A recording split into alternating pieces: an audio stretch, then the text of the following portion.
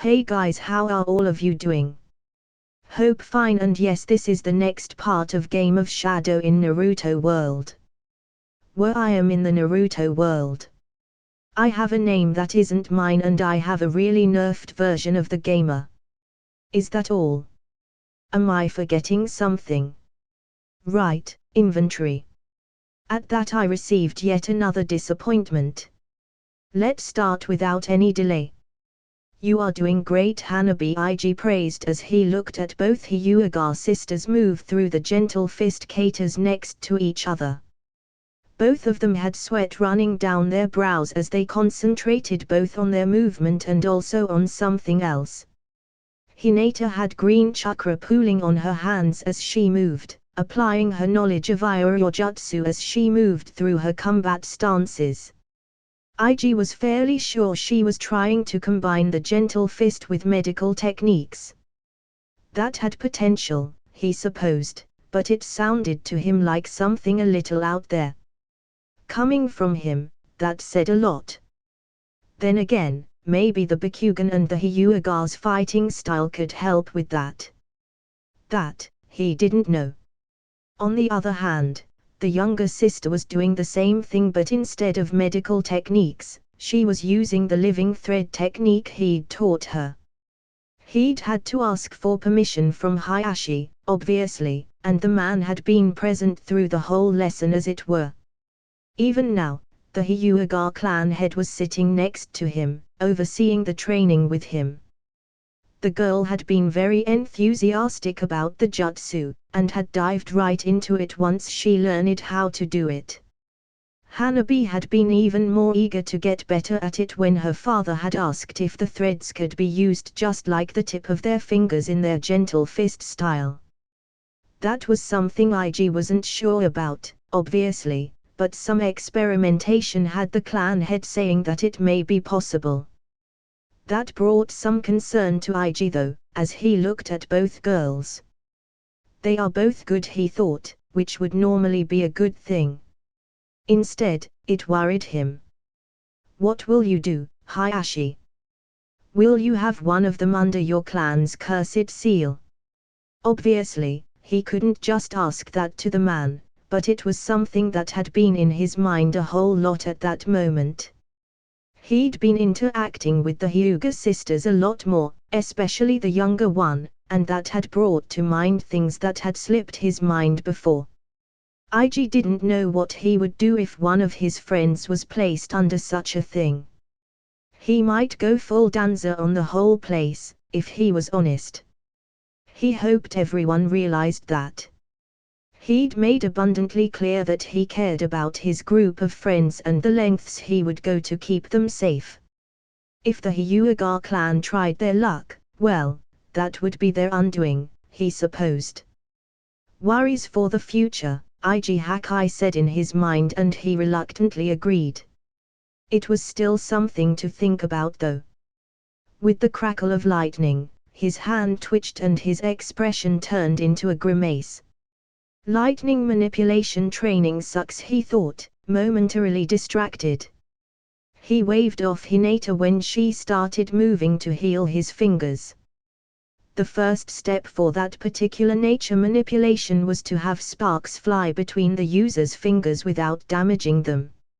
Anko had joked saying that it was the fastest to either be picked up or dropped since it was the only chakra affinity that hurt the user when trained. Granted, it was just a static shock at most, but when done constantly it piled up. It also, inconveniently, made it impossible to train that with clones. Thus, his clone was working on fire manipulation instead, in an exercise where he had lit up the center of a leaf and then had to stop the burn from reaching the borders. It was something that had stirred old memories in IG's mind about seeing that somewhere, but he couldn't, for the life of him, remember where. Maybe he'd seen something similar in a story back in his old life. It was a possibility, he supposed. Also, while Hinata's concern was appreciated, it was unnecessary. The damage couldn't pile up, really, since he was also training with World Ender at the same time, regenerating from any damage he suffered while training. That wouldn't stop the girl from worrying, he knew, but he didn't know what else to do. She could see how his chakra was moving and how his body regenerated, after all. What more could he do to help her worries? Nothing, he supposed. After all, it was one of Hinata's more ingrained habits, to worry about the people she cared about. It made him feel bad about training when in her presence, really. Not bad enough not to do it though, since he wanted to spend as much time with his friends as he could. At that moment, that meant Hinata herself and Hanabi, since everyone else was busy with family, teachers or someone else. Lightning manipulation has gone up a level. Nice, IG thought to himself as sparks started flying between his fingers once again. Everything all right over there, Sachi? He asked in his mind, receiving an affirmative answer. That was no surprise though, since the beast would never admit to struggles of any kind when it came to helping him. She's fine, Kij reassured before IG could even voice the question to the Orochimaru shards. Keeping that and eternal purge going isn't straining her. Helping you mid-battle with attacks and such will put a much higher strain on her though. Something to think about then, IG thought with an internal grimace. Your control is slipping, Hanabi, he noted out loud before frowning.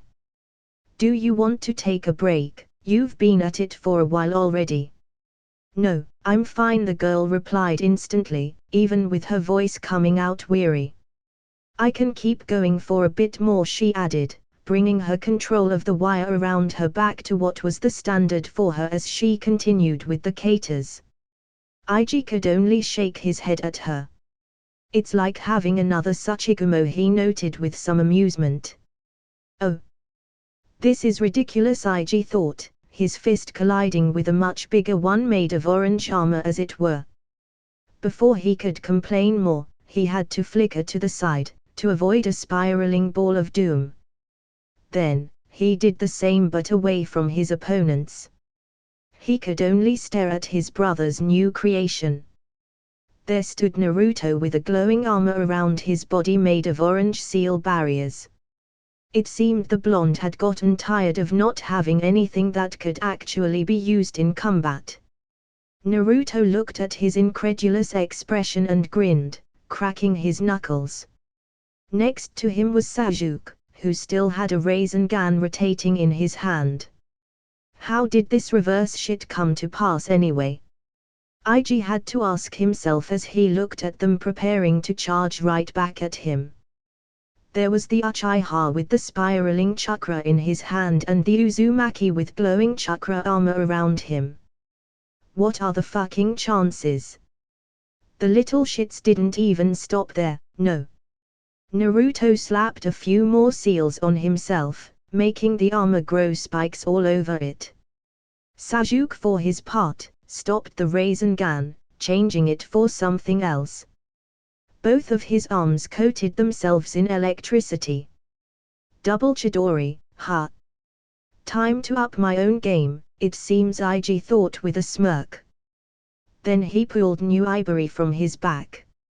He'd been trying to improve only his Taijutsu and World Ender in the spa, but if his brothers were so eager to fight all out, well, he would indulge them. As the thread of the legendary weapon came to life, both boys suddenly grew nervous. A second later, they steeled their resolutions. It seemed both of them were determined to win this spa. Cute, IG thought, grinning from ear to ear. No, girl, we've talked about this, he had to add, when Sachigumo seemed to want to join in and increase the chakra she was giving him. He'd had to do training just to contain how much power the beast gave him so that there was no leaking outside of his body. After all, with Sasuke and Naruto in the group, he didn't know what would happen if Sachigumo's chakra ran wild. Would it mess with their seals? Sasuke didn't have nearly as good control of his mindscape as IG did. There was no way he would risk it, and while Naruto got along with the Kurama somewhat, they were nowhere near a point where IG would like to even come close to testing how much they could trust him. Thus there was almost no visual cue of him using Tsuchigumo's help. Except for a detail that had his friends gulping when they first seen it. It seemed that much like Naruto with the Kyuubi's chakra, IG's eyes changed when using the beasts. His, however, turned dark blue. Completely at that, with no pupils or sclera. Maybe those things are lingering effects from the cursed seal. IG had to wonder. After all, both the spider legs on his back and the eye changes were very similar to his transformation from the mark, after all. He had other things to focus on though. Namely, beating his friends into the ground. For their own good, of course. He heard a groan from the surrounding group. Idiots. Now we'll really have to heal them, he heard Sakura grumble, Hinata humming her agreement. IG chanced a look over to them and neither looked particularly pleased as they looked at Naruto and Sasuke. Looked like the boys would be met with some choice words once the spar was over. For now though, he thought, snapping to the side with a flicker as Sasuke charged at him with the same technique. Ninja Messiah or not, I'm still the big brother in this place, you gotta respect me, boys, he chided them in his mind, chuckling to himself. Sasuke was already charging once more, one of his Chidori spent but the other one easily taking its place. It was impressive, really. IG didn't think he had any memories of the boy ever using two at the same time.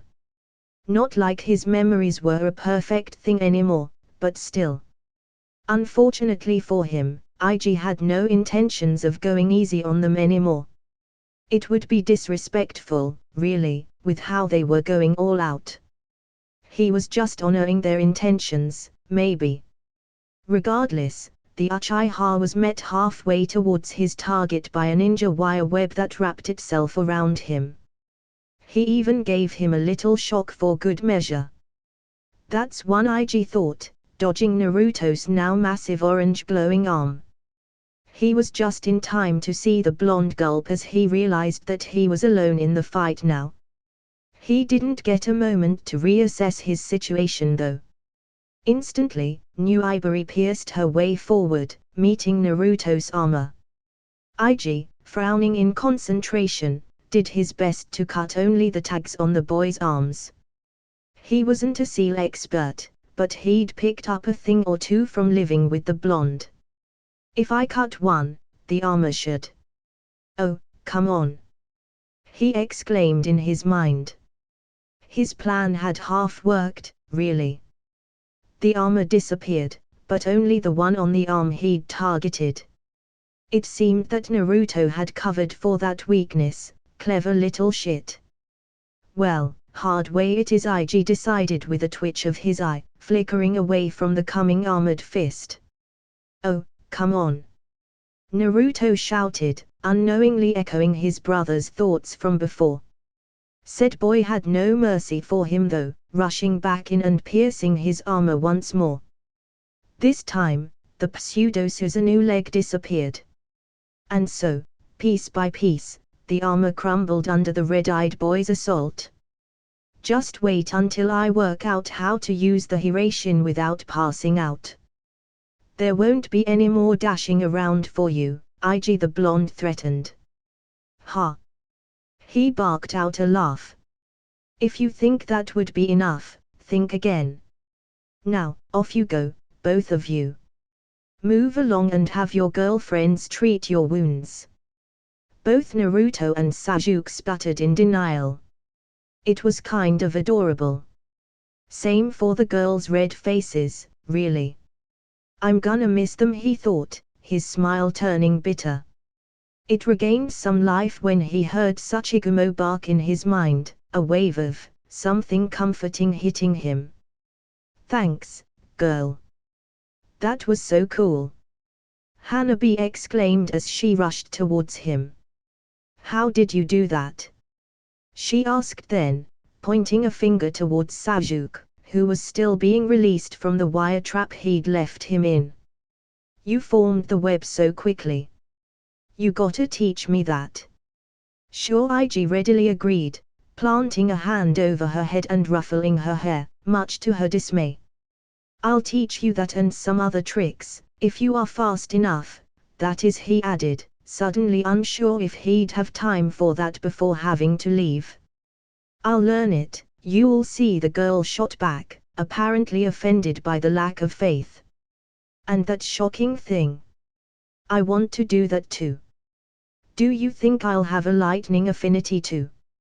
She bounced back to the eager student really quick, he noticed.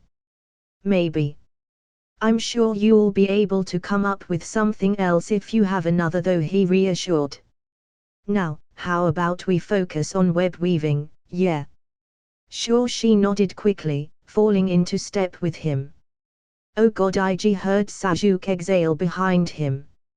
There'll be two of them, Naruto said, apparently dismayed. Shush you, Sakura interrupted their little conversation, apparently unamused. Stay still, Naruto-kun, Hinata ordered. World Ender has gone up a level. Hope this could last forever, IG thought, sadly, as he started teaching the younger Hyuga sister. Oh! At that moment, IG found himself pressing his forehead against the ground in a kneeling position. Please, he begged, sounding as serious as he possibly could. Of all the preparations he was making for his mission, this was probably the most important of all. Please teach me. There was a moment of silence that stretched for far too long for his tastes. He remained where he was, though. IG might have felt worried that he was failing a test just by begging like this, but he couldn't risk it. He had to make it obvious how serious he was. He didn't remember begging on his knees for anything. They had to know, by now, what this meant. As much as you want to deny it, an elderly voice started speaking, and IG hung on his every word. You've done us a great favor, IG Sata. And we always repay our debts, child. A female, but equally as old-sounding voice started then. Yes, we shall teach you. Rise, IG Sata, the first voice told him, and he did so. His eyes took in the sight of the small spiders, one dark blue and the other pale pink. Father and mother regarding him for a moment. Are you ready? The latter started. To learn the sage arts. His fists closed and a half grin formed on his face. Ready as I'll ever be, mother, father, he said then, bowing to them, silently thanking them for the opportunity. Oh! Fist collided against fist and, eventually, one of them receded. How do you fucking do it? An angry voice shouted from the side, annoyance very clear in it. How? Maybe if you keep trying, you'll figure it out, IG replied to Teiya as he continued his fight against Jirobo. He had decided against using his flicker or any of his lightning release techniques, really. He wasn't even using new Iberi for this. He was going at this purely with Taijutsu, well, except for World Ender. Advanced Taijutsu has gone up a level. It's been a while since I last saw one of these, he noted. After getting new Iberi, he'd focused a lot more on his Kenjutsu, and hell, even before that, he'd been more ninjutsu oriented. This, however, was a necessary development. If he wanted to use World Ender to its maximum potential, he needed to use his body more. Besides, he couldn't very well cut his potential teammate to pieces with his sword, so there was that. Spinning his whole body in the air to avoid an attack from behind, IG sent a kick to Kabuto's side, sending the young man flying against a tree. Then he crossed his arms and blocked a fist from Jirobo. He'd told him to not use his chakra-absorbing technique, which would have ended badly for him considering Sachigumo's existence. Granted, he didn't tell him that, instead just telling him that this was for training, not a real battle. He'd used that same reason for telling Taeya not to use her puppet summons. What he hadn't told her was that he had Eternal Purge and he'd keep it active for the duration of the training. God bless Tsuchigumo, he thought to himself, much to the beast's pleasure. He wanted to see if that constant failures would get the girl to improve her already impressive skills with genjutsu. And God bless shadow clones, he thought, as he traded blows with Jirobo, keeping himself aware of what Kabuto was doing as he sneaked around looking for an opening. He'd leveled the skill a bit and it seemed that he could add another copy with each level. Shadow Clone Technique, LVL4. B-rank technique with which the user can create solid clones of themselves that dispel when damaged. Maximum number of clones, 4. Hand Seal, 1. Consumption, chakra divides equally between the user and all clones. That meant that he now could make 4 Aegis, which meant insane levels of training. For some reason that he couldn't understand, while the clones didn't have the system, their actions counted just as much as his 4 skill levels. That suited him just fine though, since it meant that he could now train in 4 different things at the same time.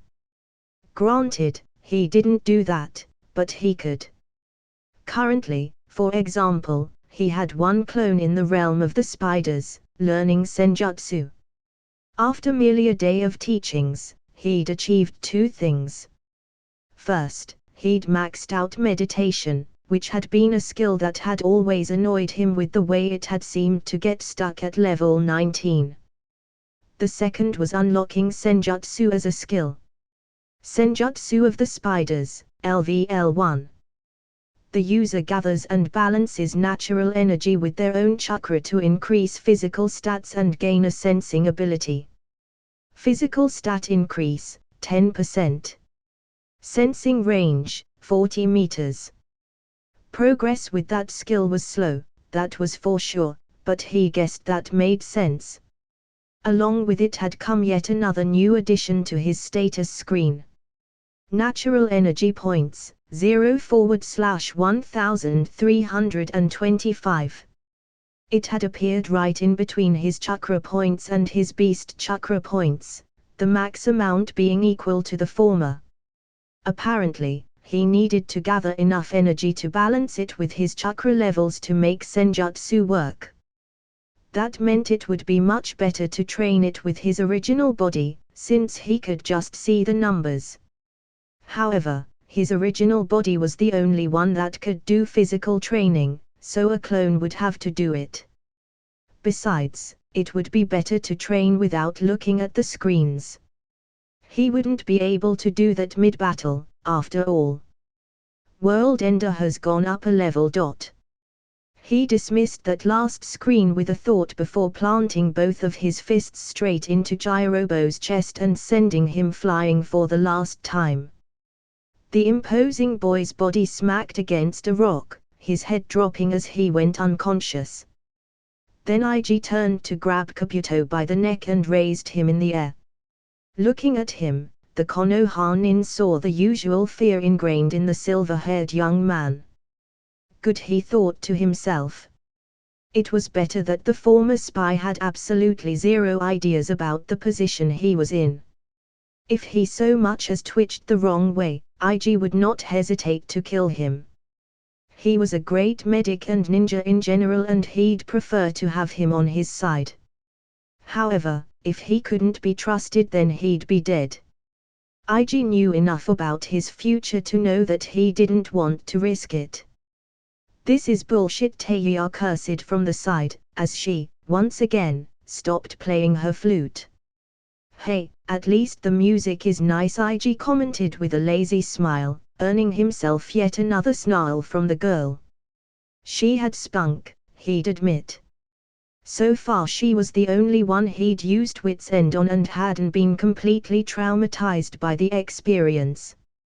Granted, she was also the one that had been under it for the least amount of time, barely more than a second, but it was still impressive. Not that the smallest threat of the same treatment didn't get her to cower like a child though, but it was a far cry from Kabuto or what he'd heard about Orochimaru. Hell, even Killer Bee was more affected. Maybe it's a genjutsu user thing. IG wondered. Had fun, girl? He asked then, turning to the side, where Yuki casually walked into the clearing. He'd set the Ninken to explore the forest a bit and maybe find an animal to spar against. She'd been fairly well trained, despite her history, and it wasn't like he could teach her any more Inuzuka techniques, so what she knew would have to do. IG needed her for her tracking skills anyway, not her battle ones. The dog replied with a happy bark, her tail wagging from side to side excitedly. Glad to hear it, he replied with a nod. Well, we are taking a break, guys. Take your time to recover while I think over what else to work on or how to train in some other way. You just want to play with the fucking dog, don't you, creepy eyes? Teiya asked, while Kabuto went to the furthest place in the clearing. Yes I do, IG admitted unashamedly, earning himself a huff from the girl. She didn't say anything else though, of course. Oh. It's a shame that my friends can't come here, IG commented as he continued working on a meal. Understandably, the higher-ups didn't want any of the clan heirs anywhere near where he was. Same for Naruto, really, but for different reasons. According to Hiruzen, they were only reluctantly allowing him to be there. Shaking his head, he decided to just focus on cooking. It was actually the first meal he'd been allowed to cook since the crush, and he hadn't even realized that he missed doing it. For that alone, he thanked his hosts. As for his hosts, well, a shame, really, Gaara replied with his emotionless voice. Why are you cooking though? He asked, not for the first time. Looking over his shoulder, IG saw the smallest of frowns on the boy's face. I like cooking, he answered with a shrug as he kept working. It feels like forever since I've gotten to do it, so I couldn't let the chance pass. Is there anything you enjoy doing when you are free? He asked back conversationally. There was a pause and IG found himself wondering if the Sunanin was struggling to come up with anything or if he was stopping himself from saying something that was probably very disturbing. Not really, was his eventual response. It didn't surprise IG in the least, if he was honest. He hadn't really expected an answer anyway. Shame that he spoke, deciding to use living thread and web sense to know what was going on behind him without having to turn around all the time. With that sand power of yours, I bet you could have some fun. How so? The boy asked, his frown deepening.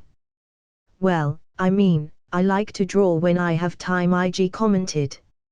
Not that he'd had much time for that, even with Hakai and Kij keeping him from overworking. He'd spent all his breaks enjoying the company of his friends, considering that he'd have to leave soon.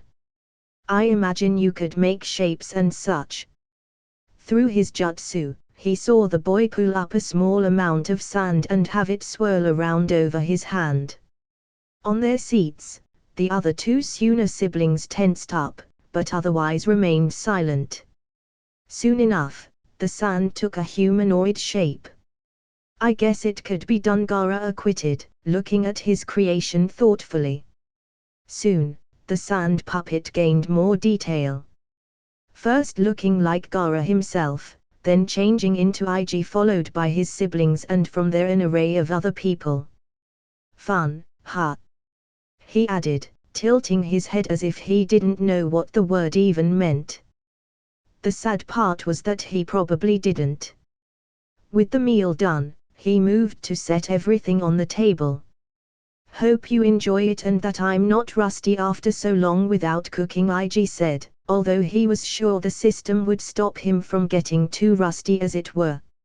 Even after doing so little while he was recovering, he hadn't felt any changes from before the coma and after it. For example, "It's good," Gaara praised, his tone absolutely devoid of any feeling.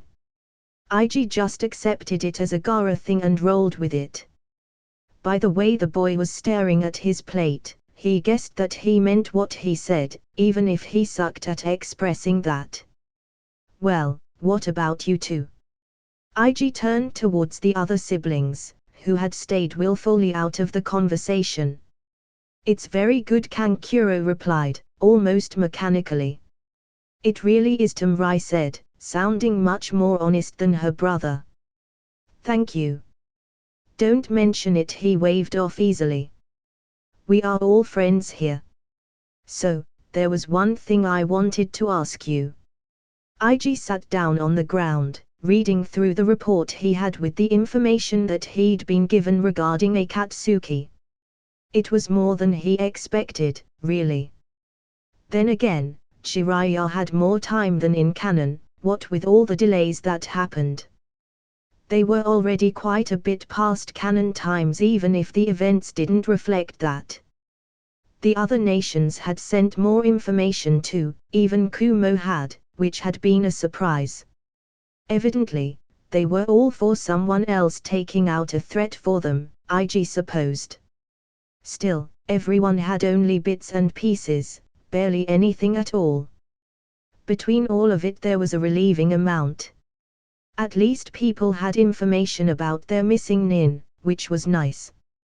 The folk knowledge IG had written down in notebooks was good for fights, but Akatsuki hadn't used absolutely everything in their arsenal when fighting in canon. Fights usually don't allow for some tricks to be used after all. Thus, he'd had to add a bit to that. Moreover, he'd gotten more than a bit about ways to possibly find some of them, which was much more useful. After all, if he couldn't find them, then he'd be going away to act as a bodyguard, and that would be a bit of a waste. He'd much prefer to stay home if he didn't have anything to do. That wasn't an option, but still.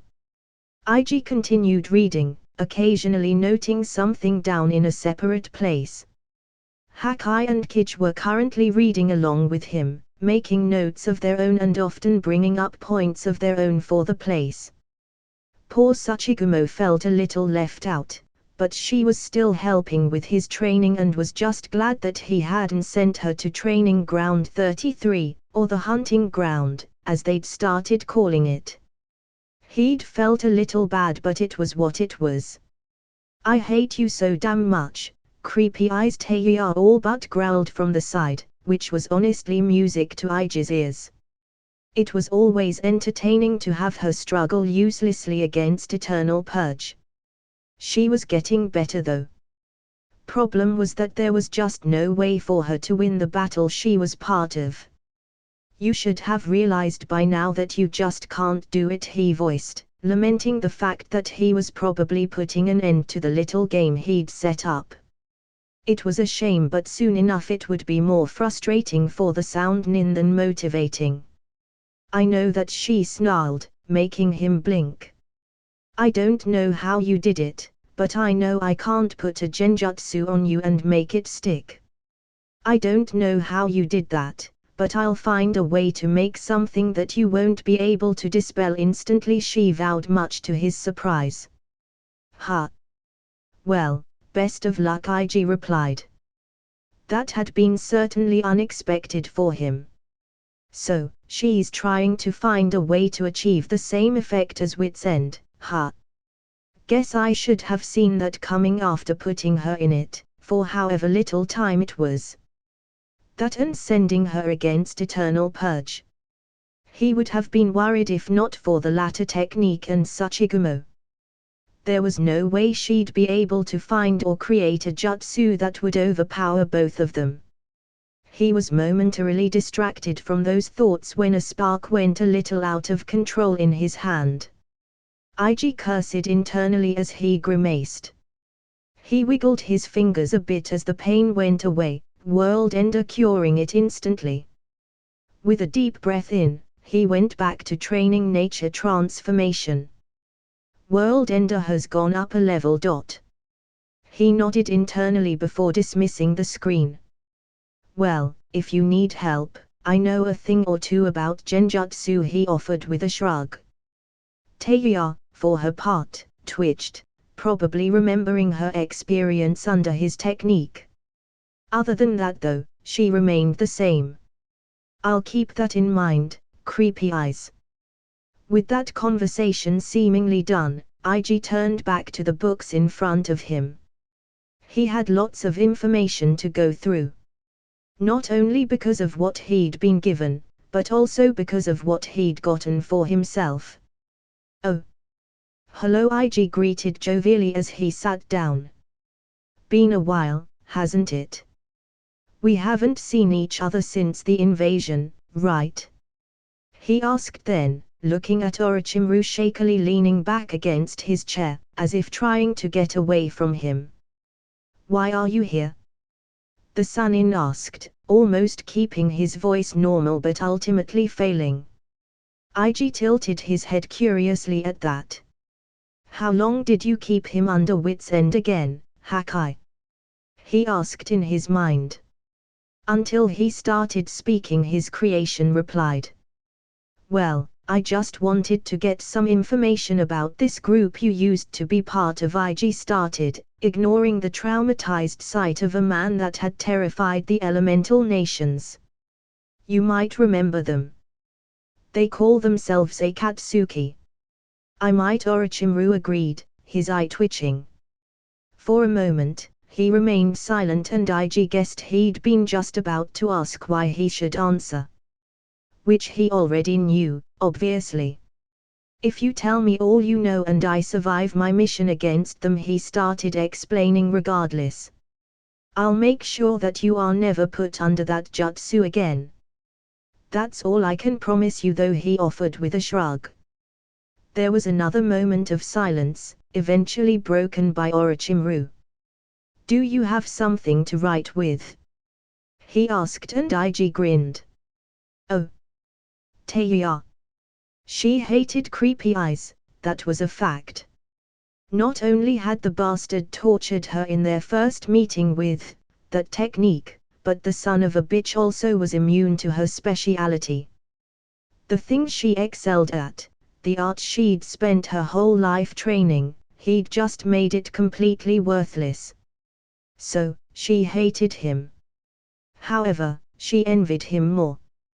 Teiya knew who IG Sato was long before they had their horrible first meeting. Well, horrible for her, but still.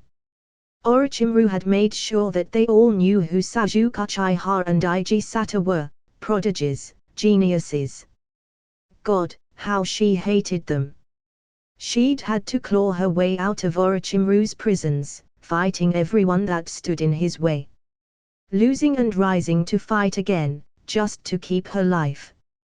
She'd almost died several times. And here were these two, with everything handed to them and being hailed like legends. Why couldn't that have been her? She'd be just as good if she'd had half the chances they had. Or that's what she liked to think, at least. Same for Orochimaru, she would think in the privacy of her mind. All of them were raised in Godam Konoha, a prosperous village with which not even the rest of the big ones could compete. Meanwhile there she was, a street rat from a backwater place that had been unlucky or stupid enough to get targeted by Orochimaru when he decided that he needed minions. Orochimaru was too fucking powerful for her to fight, however, so she'd done what she could. She'd learned from him, soaked up every last bit of knowledge the Sannin offered her and tried her best to get better.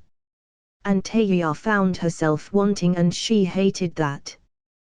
Was she too damn different from them? Was she just not talented enough? In the end, she'd resigned herself to her place as a bodyguard for Orochimaru. It had made her more powerful, at least, even if not to the levels she wanted, the levels she dreamed of being. Besides, the bastard would have killed me if I came even close to succeeding, she thought bitterly. It was no excuse though, because she'd tried anyway, just to see if she could do it. She just couldn't.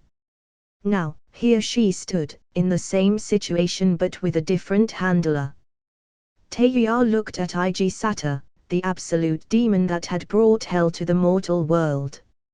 How he'd made such a technique, she had no idea, but if that didn't make anyone too scared to approach the guy, let alone betray him, then she didn't know what would.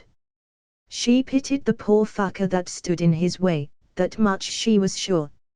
Still, she had to wonder, how the hell had he found a way to completely negate genjutsu? Her techniques barely had a second to get a hold of him before they were mercilessly crushed. It was like he was dispelling all the time, but that was impossible. No matter how good he was or how much chakra he had, that would drain him fucking dry quickly enough. Instead, after hours of standing in the clearing training, he barely looked affected by it, certainly not more than sparring against Jirobo left him, which wasn't much. Hell, the bastard took the two of them at the same time and he'd still looked just fine. If only she could use her doki. Taeya knew it wouldn't make much of a difference, but at least it would make her feel like she was doing something. Well, if you need help, I know a thing or two about genjutsu. His earlier words rang inside her head and she twitched. The fucking nerve. As if she were a goddamn academy student or something. The worst part is that, in comparison, she might as well be. No, the actual worst part was that she was considering it. Her hand clenched into a fist as she started wondering, what would she be able to achieve if she knew what he knew about genjutsu? Would she finally reach new highs, maybe be even? Was it possible? The questions burned in Taeya's mind, urging her to try again, telling her that she could still reach the heights she dreamed of. But could she? Oh! A clone of Ig's sat cross-legged in the spider's domain. On each of his shoulders stood a small arachnid.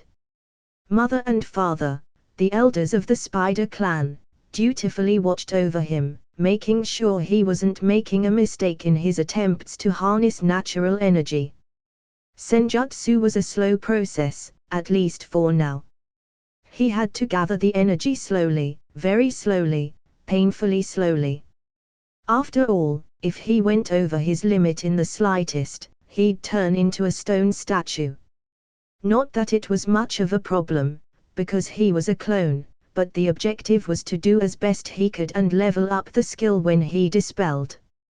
If he failed, all the time he was doing that would be lost because original IG would get absolutely nothing out of that and it would just be time wasted. They couldn't have that, so it was better to make little progress than none.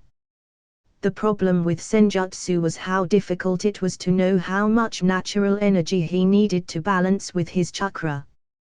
After all, the two energies felt nothing like the other, so it was hard to know if they were being gathered in the right amount.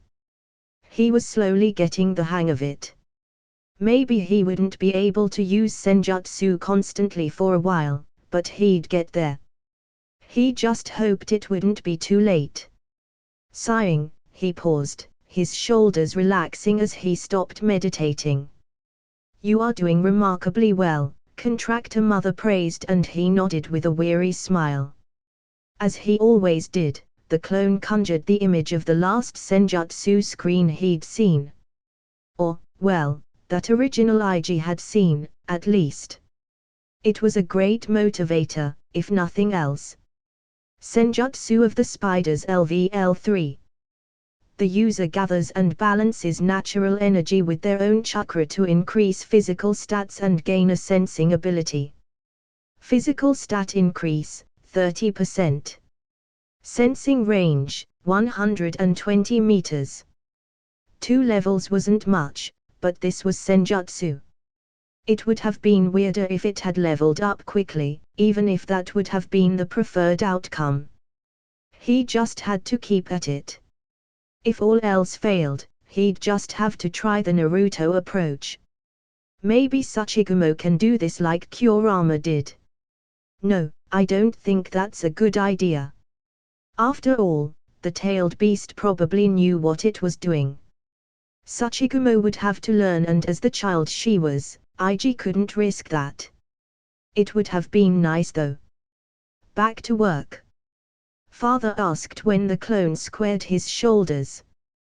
Back to work, he confirmed. Oh. Kabuto Yakushi. He was terrified. The ex-spy looked around at the clearing. Jirobo was sitting against a tree, much like himself, recovering from the last spa they'd engaged in. The dog, Yuki, he was fairly sure her name was again roaming the forest. Kabuto was unsure if IG had given her a training of her own or if the boy didn't care for what she did. Teiya, though, had him concerned. After all, she was constantly cursing up a storm, like she was at that very moment. Did the girl not know who she was insulting? How was she unafraid of this demon they had been dragged into following? The ex-spy didn't know what went through her head, but if she earned the demon's wrath, he would be the first to throw her under the bus. Same for if she, or Jirobo for that matter, decided to do something stupid like try to run away or revolt. No, he was too afraid of the consequences. Kabuto didn't know what the others' plans were, but his was to stay on the demon's good side, as simple as that. Maybe if he did that long enough, he'd stop feeling the grip of fear around his heart. Maybe then the absolute nothingness would stop coming back whenever he closed his eyes. He flinched when the demon stood up from his place in the middle of the clearing. "Okay, everyone, another round," the demon said, his true nature shining through his dark blue, almost black eyes, no longer even attempting to look human. Jirobo groaned, and while Kabuto agreed with the sentiment, he would never complain so openly, or at all. The demon recovered much faster than they did, unfortunately, with his insane regeneration levels. While Jirobo was still recovering from the wounds he received during the last spa, Kabuto was still recovering all the chakra he'd lost, making sure he remained physically well. His reserves weren't small, contrary to what he had used as an excuse during the exams, but healing so much took its toll. Furthermore, the demon had absolutely no mercy for them when training. The demon smirked, clearly knowing that they were going to start the spa with a disadvantage. "Maybe try to help your teammate be in top condition next time," Kabuto the demon told him, and he stood straight. Had he already messed up? Blood drained from his face as he instantly started sweating. He could still salvage this, right? Of course the demon wanted them to work together. Kabuto was an idiot. If he'd formed a team, it was because he needed a team. He made a mental note to keep that in mind. Teiya wasn't a close fighter, so he would probably be helping Jirobo. The demon could heal himself, and the dog would probably be treated by him too. Kabuto doubted the demon would trust him to treat the animal. Are there gonna be more teammates though? He wondered. That would be good and bad. Good, because it would split the attention of the demon more, which meant less of it would be on Kabuto. Bad because that would also make it more difficult for him to get on the demon's good books. Something to keep in mind. Kabuto also had to make sure he was more aware of that type of thing too. He couldn't fail. If he did. He shivered, momentarily being thrown back to that day. The day he experienced what hell was like. Never again. Oh. Jirobo. He was mostly indifferent. He didn't much care for the change in boss, really. Orochimaru had that feeling to him that told Jirobo the man could decide that he wasn't useful anymore at any moment. Thus, there was always the fact that he could be thrown back to the prisons or put through experiments at the drop of a hat. Scratch that, Jirobo was perfectly fine with the change. Not happy per se, but it was okay. Ig Sata, as far as he could tell, was a simple person to work under. Do what you have to do and don't be an idiot, that was all that the boy expected and wanted from them. Even Taya, antagonistic as her personality was, had received nothing more than a few warnings when her temper got the better of her. So, as long as they did a good job, everything else was fine. There was no need to be afraid, really, like Kabuto seemed to be. Jirobo could certainly work with that, even if he could do without Taya's foul language. Rolling his shoulders, he prepared for another spar. Ig might be smaller than he was, but the boy certainly packed a punch. Jirobo was fighting him without physically holding back anything. Granted, he didn't use techniques or the cursed mark, but those had been the rules Ig had put for the spars. Jirobo was, again, fine with that too. After all, he knew very well that the other boy would completely destroy him if they were to ever fight all out. He had his doubts if they were to keep the fight physical though. Ig seemed to have some techniques to help with that, but his strength seemed to lay on genjutsu and ninjutsu, if one took away his sword. On second thought, Jirobo was happy to keep the spars on pure taijutsu, even if he knew the other boy was using some sort of technique to heal himself during the fight and increase his strength. At least that way Ig could hold back appropriately. Last thing Jirobo wanted was to die during a spar. Oh! Ig Sata. The day's training had been interrupted by bad news. Thus, Kabuto, Taya and Jirobo had been sent back to their cells for the time being. Ig, meanwhile, stayed at the training grounds, sitting against a tree as his fingers slowly moved through Yuki's fur. He hadn't wanted to go back home just yet, not when he would have to feign that everything was all right with his friends.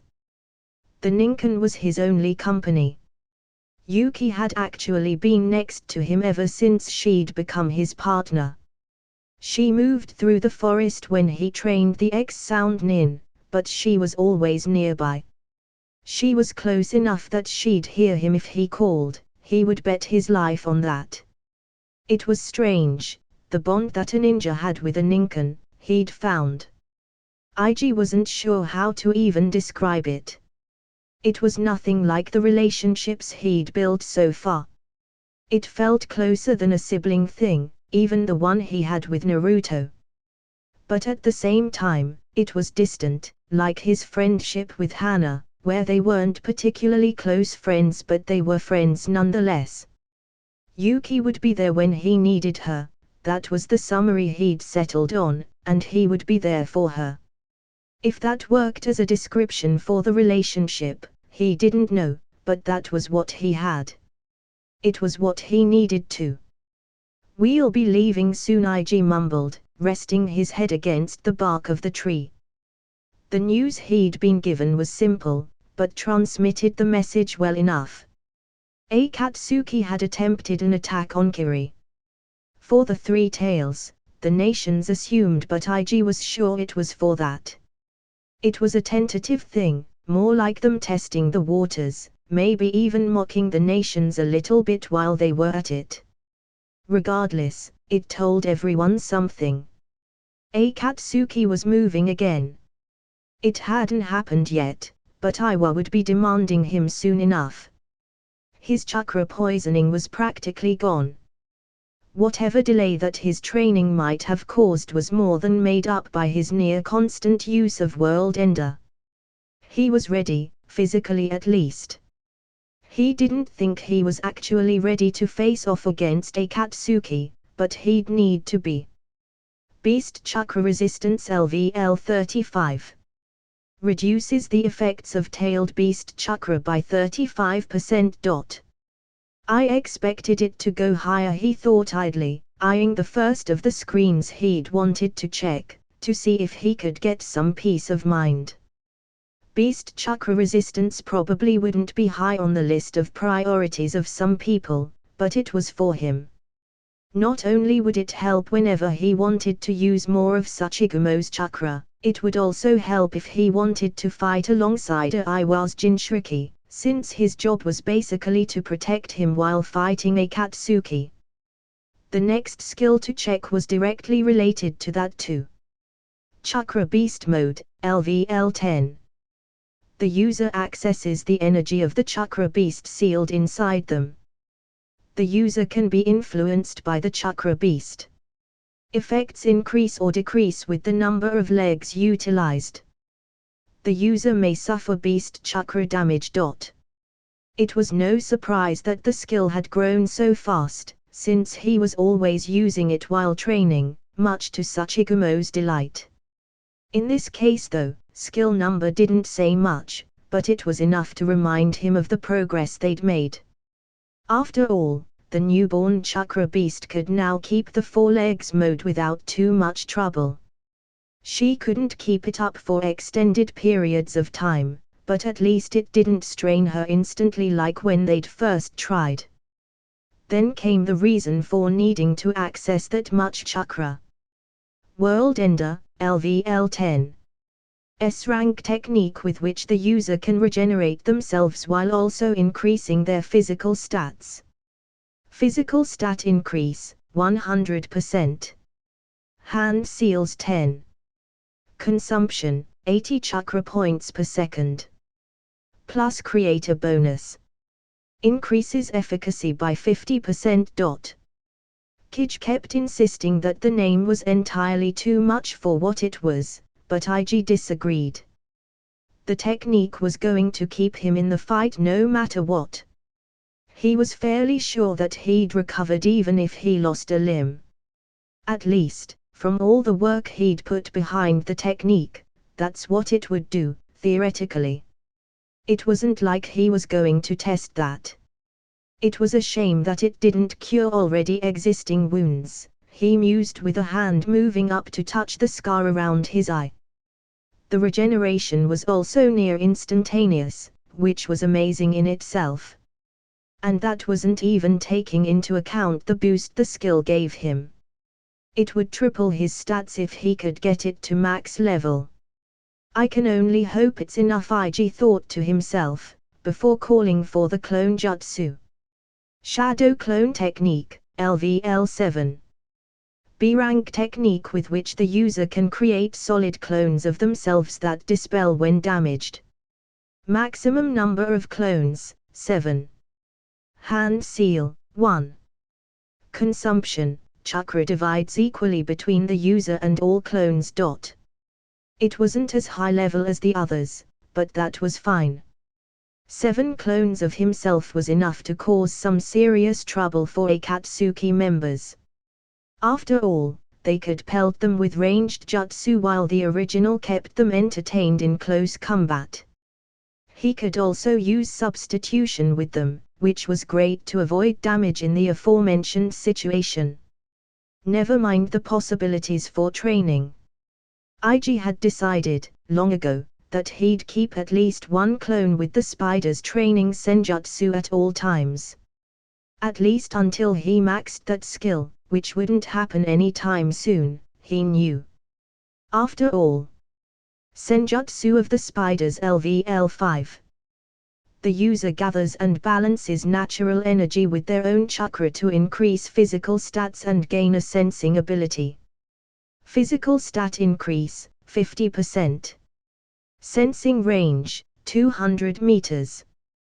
The skill developed so slowly it was painful. It was to be expected, really, with it being what it was. He sighed. There was one more technique, but he didn't even have a skill for it, since he'd never gotten to try it. It was too destructive to use inside Konoha, after all. Maybe he'd get to practice with it in Aiwa. As it was, impressive as his training results here, he didn't feel like they were enough. Was he overestimating Akatsuki? Was he still underestimating them? Was he missing any kind of key information because of his spotty fork knowledge? Was he missing something because of the alternative universe factor? Questions that plagued his mind ever since he woke up. Closing his eyes, IG reminded himself what he fought for.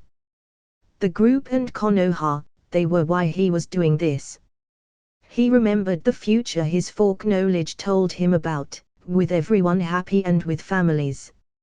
If he had any say in the matter, their future would be even better. Maybe, just maybe, he would be there to see it, to enjoy that life with them. Live life to the fullest, he told himself. There was much to be nervous about, but at that moment IG was only excited. The looks on his friends' faces were enough to bring his mood up on their own. He was especially happy because he knew this would be an important day for Naruto too. Shikamaru Nara, Sasuke Uchiha, Naruto Uzumaki, IG Satohiro Zen started, pride shining in his eyes. It's a pleasure to tell you that you've all been promoted. Shikamaru, Sasuke, Naruto, you are, from this moment on, considered Chunin of Konoha. With those words, the old man handed all three of them the standard green Chunin vest with the red twirl on the back. Each boy took it with a straight back and held their head up. Even the usually slumped Nara looked proud at that very second, a smirk tugging at his lips. The blonde was now basically vibrating in place, almost unable to contain a cheer that IG knew was there, screaming to be let out. It was a small victory for him, really, that his brother was able to keep a semblance of calm for such a momentous occasion. It might have been a clearly forced and barely kept one, but it was calm nonetheless. IG Hiruzen continued, clearly amused by Naruto's struggle against his boisterous nature. I'm even more pleased to tell you that you'll be considered a Jounin of Konoha upon the completion of your recently assigned mission. Recently assigned, yeah, right, IG thought, suppressing a snort. IG. You'll be Jounin. Naruto exclaimed, evidently having lost his frail composure at the unexpected news. Well, unexpected for him. While IG hadn't known about that little tidbit, it was not quite a surprise either. After all, he was being sent to a mission that was clearly out of Chunin rank. It was actually out of Jounin rank, but he supposed it was all to keep the secret of what his mission actually was.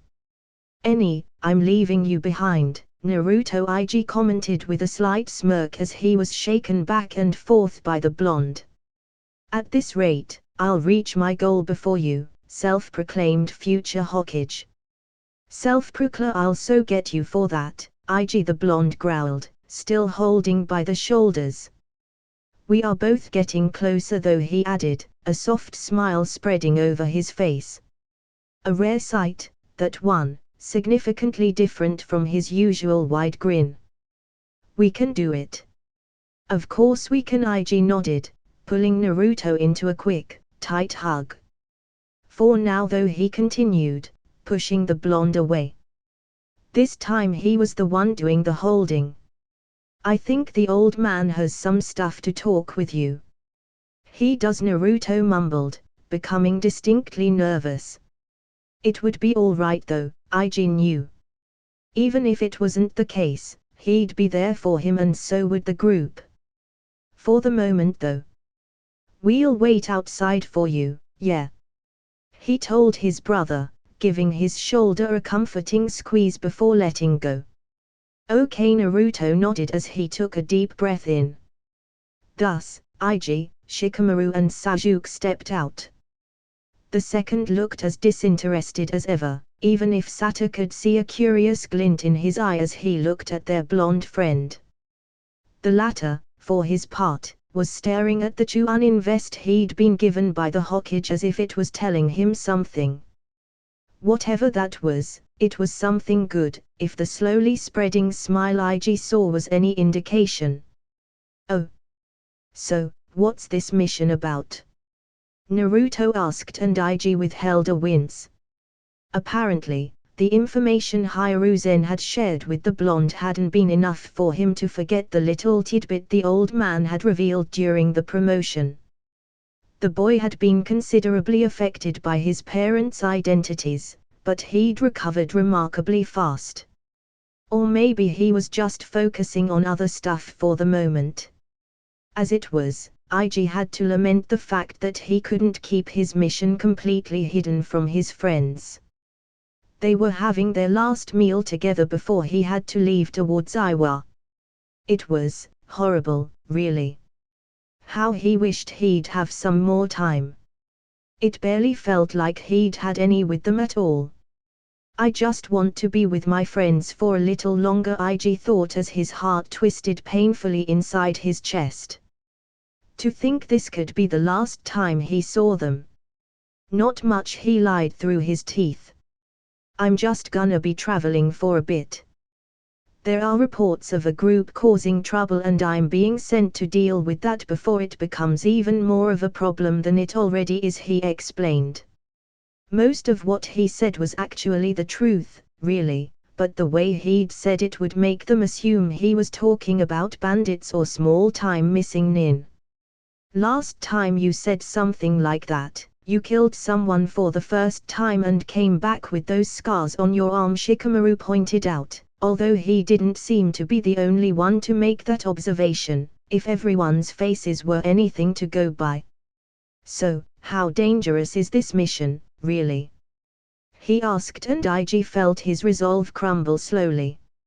Nothing like that this time, guys, he tried to reassure them with a wide smile. ISW. I know you are lying, IG, Naruto interrupted, his frown turning into a sad smile. So, wanna run that by us again? I didn't lie though, he tried weakly. Do I have to ask again? Shikamaru pressed. IG remained silent, his lips pursing into a fine line as he tried to think of a way to get them to stop going the way they were. In the end, he sighed and slumped in defeat. I just can't. Taking a deep breath in, he changed his mind. It's gonna be a dangerous mission, he admitted resignedly. Very dangerous. I don't know if I'll come back from it. That drew dark expressions from everyone, with a few tearing up. It hurt to even look at their faces. Nobody was surprised though. Either they had seen that coming or they'd read him entirely too well. Naruto started before seemingly choking up. He was the most affected by the revelation, which had been expected. It didn't make IG feel any better though. I'm proud of you all, he decided to go with. If this was to be the last time he could have his family gathered for a meal, he might as well say everything that he wanted before he chickened out. I still remember when we met, when the group became the group. You were all little shits. You are one to talk, Shikamaru shot back, but there was no heat in his voice. But I couldn't be happier to have known all of you, he continued, his smile twitching as he felt his eyes start to sting. I wish I could have met you all sooner.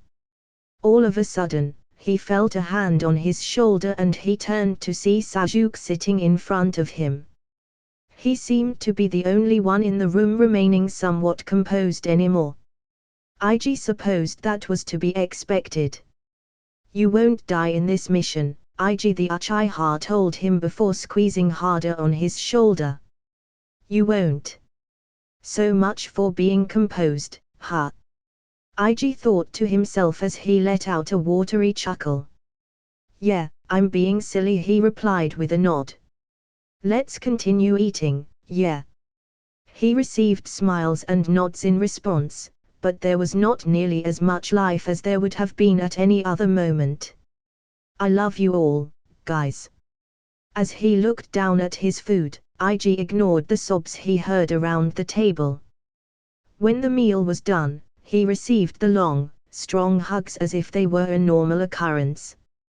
He gave long goodbyes to everyone as if it were something he always did. He also didn't bat an eye when Sasuke asked to sleep over. Even less so when everyone decided to do the same at the last second. God, I love this bunch of weirdos, he thought as he fell asleep, surrounded by the people he cared about the most in the world. Oh. You are gonna come back, Naruto had said when they started saying goodbye before he went on his mission. After all, you gotta be the god of Shinobi, right? And you have to see me become Hokage. Come back, Sasuke had all but grunted at him, clearly uncertain of how to go about expressing himself. We still have to get stronger together. You are the only one here that's not troublesome, most of the time were Shikamaru's words. You can't leave me alone with this lot. You are gonna be fine, Ig Chouji told him while giving him a tight hug that expressed the rest of what he wanted. We'll all be waiting for you, Shino had said, his voice cracking. Ig was sure he'd never heard his stoic friend sound like that. Thank you for everything you've done for us, Hinata said, almost maintaining her composure. Now you have to worry about yourself. We'll be fine in the meantime. You can't leave me, Ino denied vehemently, her eyes tearing up. Who's gonna lend us a hand with the shop if you do, right? I'm not gonna teach someone else, she tried to joke through persistent sobs. I'll keep training, Hanabi informed him, lips pursed. So you better have new stuff to teach me when you come back. Thank you, for the second chance and for showing me how wrong I was, Sakura whispered in his ear as she held on to him. Thank you for helping me improve. We gotta have a fight after this mission, yeah. I'm gonna make you put effort into it even if it's the last thing I do, Kiba challenged him with a forced grin. Oh. You'll see them again, Hakai told him, snapping Ig from his recent memories. He couldn't keep the last moments with his friends out of his mind. Understandably so, he was sure, since he was going against Akatsuki, the big bad right after Kaguya and Madara. Some of them might even not be that hard, but others, it was very possible that any of them would kill him. He'd always thought he would be more afraid of going back to the void than he'd be anything else. Why was he risking his life now then? Because he was equally as afraid of losing those he cared about. Akatsuki was a direct threat to all of them and thus, they needed to be dealt with. He sighed, as he continued waiting. There was silence in the room as Ig stood in front of his Hokage with Yuki sitting next to him almost completely still. Hiruzen, for his part, sat at his desk, slowly taking drags from his pipe. Nobody was saying anything and there wasn't even much to see on either of their faces. All the same, it was like a conversation was passing between the two of them as they waited for Ig's teammates to be gathered from their cells. Are you sure? Hiruzen seemed to ask for the 100th time. Understandable, what with his choice of company for the mission. I am, was the boy's response. After all, he knew well how convincing wit's end could be. It might not be the way he preferred to earn loyalty, but beggars can't be choosers. He had full support from both Hakai and Kage too, which did assuage some of his own worries. Good luck, Ig, was all the old man said in the end. The boy almost laughed at that. Those were the same words that Danza had left in a note for him to find that morning. It was just something he found funny, he supposed. Thank you, old man, he replied with a slight smile. I hope you can retire again, give that hat to Naruto and just relax. That's the dream, Ig, the Hokage chuckled. It might not be me who gives him the hat though. Well, so long as my knucklehead of a brother's dream comes true, I guess it doesn't matter who does the honors. The rest still stands though, Ig added. Here's hoping, Ig, here's hoping. Their little chat was interrupted as the door opened and the three prisoners walked in. Differently from all the other times he'd seen them, they weren't wearing prisoner clothes but new ones. Fortunately not what they had been wearing previously, since that would have them recognized basically anywhere in Konoha. Taeya looked especially pleased as she twirled her flute. Well, at least someone is happy to go on this mission, Ig thought with an inner grimace. Taking a deep breath in, he squared his shoulders. Well, they are here, Hiruzen said as he looked them over through narrowed eyes. Jirobo and Kabuto had already been standing somewhat at attention, but the latter seemed to try and straighten up further under the scrutiny. It calmed Ig's heart to see more proof that the medic Nin was deadly afraid of him. He didn't like it, but he could appreciate the reassurance that it was. Evidently, so did the Hokage, because the man nodded, clearly pleased. Now, Taeya's smirk wasn't quite as good to assuage worries, but she was like that. Ig wasn't too worried. He was surprised when the village leader didn't point her out though, but then again, maybe he saw something that he didn't. It was nice to know that his choice was being backed up by the man. Ig Hiruzen started, earning his undivided attention. Good luck, the man repeated. The boy certainly wouldn't be the one to point that out. He would need all the fortune he could get. Ig wouldn't lie, he was expecting the man to say something along the lines of if you need help, call. That was just wishful thinking though. After all, if Konoha could afford to help him, it would. As it was, everyone was working overtime to show that they were fine after the invasion and helping Kiri. He was the only one that could go on this mission, since he was the only one that Iwa wouldn't be outright antagonistic against. As it was, he would probably have trouble because of his team, but he'd hopefully be able to talk his way through that. What did it say about the stone that they were more likely to accept ex-agents of Orochimaru than they were Konoha Nin? Then again, this was a World Shinobi War result, so maybe they had some reason for that. Especially since the other people Konoha could send to a mission like this were all people that had probably actually fought in that war. Maybe that's another reason to have me on this. I wasn't alive back then, even less reason for hostility, Ig mused as he nodded towards the Hokage's words. Soon, he found himself walking through the streets of Konoha towards the gates. Most people didn't recognize the three people walking behind him, but there were some shinobi that narrowed their eyes and stood ready for a fight. At least there were no commotions to deal with. Why are we stopping here? Taeya asked, crossing her arms and tilting her head. The reason for that was that he hadn't actually stepped through the gate when they reached it, instead choosing to lean against the wall, facing the village. I thought we were leaving now. We are just waiting for one more member for our little group of misfits, Ig said, smiling slightly when he saw Yuki lay down next to him, her head close enough to rub against his shin if she moved the smallest bit. You can play something, if you are already bored.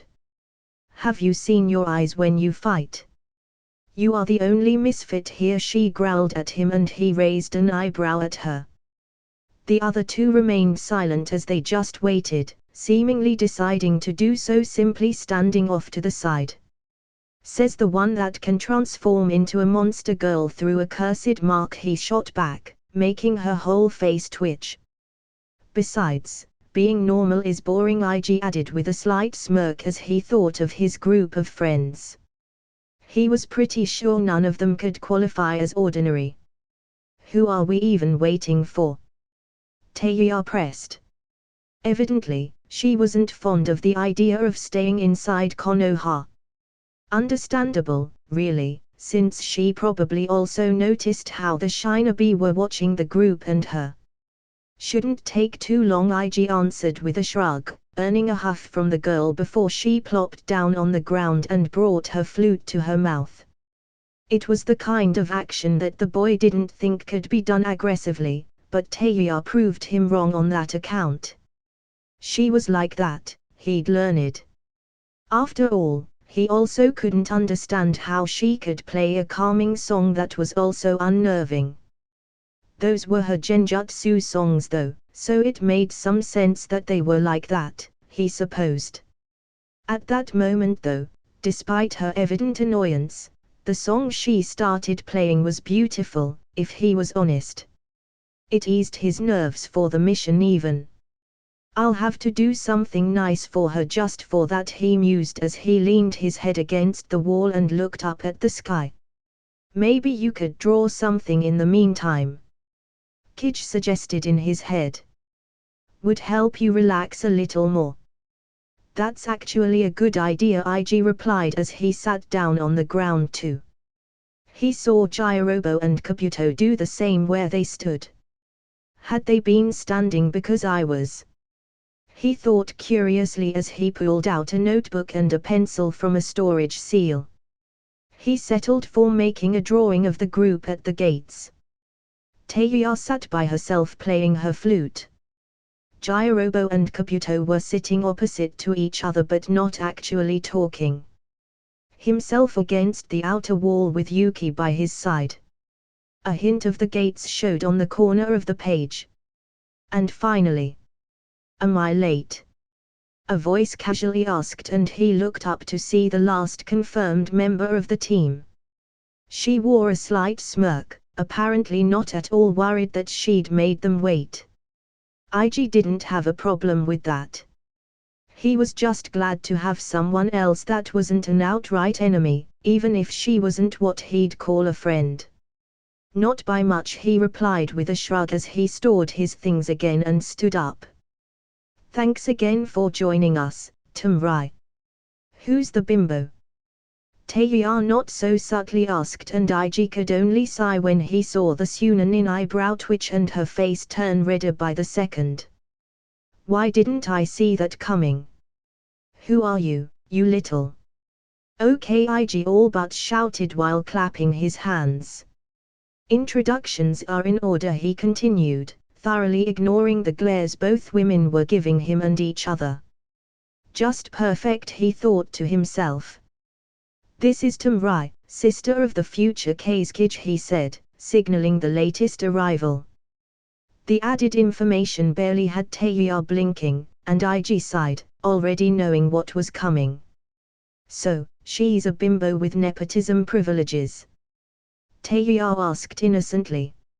She's a good kunoichi with, more importantly, an even better head on her shoulders. Since I don't trust any of you three with literally anything that isn't overseen by myself, she's the second in command for this mission, Ig explained bluntly, determinedly not looking at the preening sand ninja. TCH, fine then, Taeya accepted with a huff, and he almost took that as a victory. If only she hadn't decided to add a little piece at the end, though I still think she's still a bimbo though. Anyway, he pressed on, knowing better than to let the blonde respond to the insult. This is Taeya. Don't let her brattiness fool you. Excuse you. She's an accomplished genjutsu specialist. She can also use summons along with her techniques to fight physically if she needs to, Ig explained, signaling to the redhead that didn't seem able to decide if she was offended or flattered. Jirobo, Taijutsu specialist with a technique that allows him to absorb chakra from his opponents on contact. He also has a decent repertoire of earth release jutsu. Through the explanation, Tumrai narrowed her eyes, visibly taking in the information. Thank God she decided to come, Ig thought to himself. He'd had his doubts about involving the Sand siblings in his mission. But not only did they already know about Akatsuki because of Gaara being groomed to be Kazekage, their village also needed to look good with the other nations after the invasion fiasco. Thus, he'd presented an option for them. IG would have preferred to leave Tamrai with Gaara. First because she was the smartest of the three and the Jinchuriki would need that by his side. Second, because she was the one that got along with the boy the best. However, Kankuro just wouldn't work well with him and he needed as good a team as he could get. Then we have Kabuto Yakushi. IG continued then. He's an accomplished medic ninja, a capable fighter and an even better spy, he explained, facing the clearly nervous man. Tamrai raised an eyebrow, probably wondering how the frightened Shinobi could be a good spy. He's also completely terrified of me, he added as an afterthought. She hummed in understanding, although she looked curious for a more detailed explanation of that last part. This bundle of cuteness is Yuki, he started closing off, placing his hand over the dog's head. She's here for tracking duties, but she can hold her ground against average fighters, not that I expect we'll face many of those, he admitted with a grimace. And then there's me, leader of the merry band of misfits you are looking at. Everyone looked at him weirdly at the very obviously lackluster introduction of himself. He sighed. I'm skilled in taijutsu, kenjutsu and ninjutsu, mainly through lightning release, he started. I wield new Ibari and I'm fond of using ninja wire in whatever situation I can get away with it. I also like drawing in my free time, he added with a beaming smile. You are such a weirdo, Teiya said, shaking her head. Thanks, he nodded. Anyway, from here, we'll be moving straight to Iwa. If we come across any of their ninja, let me do the talking first. If you see a person with a black cloak with red cloud designs on them, it's very likely that they are the people we are to fight against. Don't fight any of them without me nearby. If you absolutely have to deal with them, buy yourself time and try to get us to help. Is that clear? All of them nodded and IG was glad that Teiya didn't make a comment of any kind. Maybe this will actually work, he thought, relieved. He'd started having doubts about that the more time he spent with the redhead. Stranger things have happened, Kij said in his mind. Then, he heard Sachigumo give a series of barks. If not for his inherent understanding of her, IG would have been supremely confused. Alas, he knew exactly what she was doing. Is she mimicking you doing an introduction? Hakai hazarded a guess. She's making an introduction for herself, IG explained to them, and then there was a moment of silence. A chakra beast has no business being adorable, Kij grumbled. Indeed, both IG and Hakai agreed. Okay then, the boy said out loud before his silence turned awkward. Let's get started. It's a long way to Iwa from here, he said, taking a deep breath in. The mission was officially started just like that. The trip was normal. IG had half expected something to happen as his team moved through the land of fire towards the land of earth. He was sure some group would attack them, Teiya would be especially troublesome and cause a fight, or even that an Akatsuki member would find them first, intent on stopping their mission before it even started. Instead, nothing at all happened. He was getting a little too paranoid, it seemed. It had IG almost nostalgic, remembering that one first C-rank mission he'd gone on with Anko. Nothing impressive had happened for a while before they'd found that one injured pair of ninja, and even then it wasn't all that. How he missed those days. They were much simpler than what his life had become after less than a year. Less than a year, he thought ruefully. It took less than a year for everything to go to shit. Why am I not surprised? Regardless, he would take what he could, grateful that the group of misfits he'd gathered around himself was working somewhat well and had some time to get used to one another. He'd half expected them to be troublesome, especially Teiya. However, they were surprisingly serious though. If one ignored the looks both females were sending one another, and so long as they didn't start fighting or yelling at each other, he'd gladly do so. I'm so glad I don't have to go through the land of rain though, IG thought, once more, trying to focus on the path he was taking. Nobody knew that Akatsuki's arguably strongest members were in that small country, it seemed. That had almost spelled Ige's doom, really, since everyone seemed to believe the land of rain was the best place to move through if one tried to go to either the land of wind or the land of earth. For once, Ig was glad that Iwa wanted him there as fast as possible. That had allowed him to argue that, even if it was the safest, and hadn't that been a fun way to express it, it probably wasn't the fastest. Then, there'd been a bit of an argument, but eventually the higher-ups had agreed that it was better to go through the land of Neck. He was still getting over that name too. Hunting Akatsuki, he might be, but he was nowhere near prepared to go after Kanon and fucking Pain. He needed to prepare for that, probably max out the jutsu he hadn't even gotten to try out yet. He needed to train his team so that they might hold their ground against the paths. He needed to make sure he could attack Kanon, with her paper body thing. There was a lot he had to do to even think about charging at them, that was for sure. Oh, Bimbo, I swear to God, if you skip me one more time. Well, I won't skip you. This one reversed the playing direction, right? Tamrai asked innocently, knowing very well what the card did. Pretty sure it does, Jirobo nodded. Ig could see the corner of his mouth twitching at the same time Teiya's eye did. He should have known better than to let those two sit next to each other. Bimbo. The flute player growled.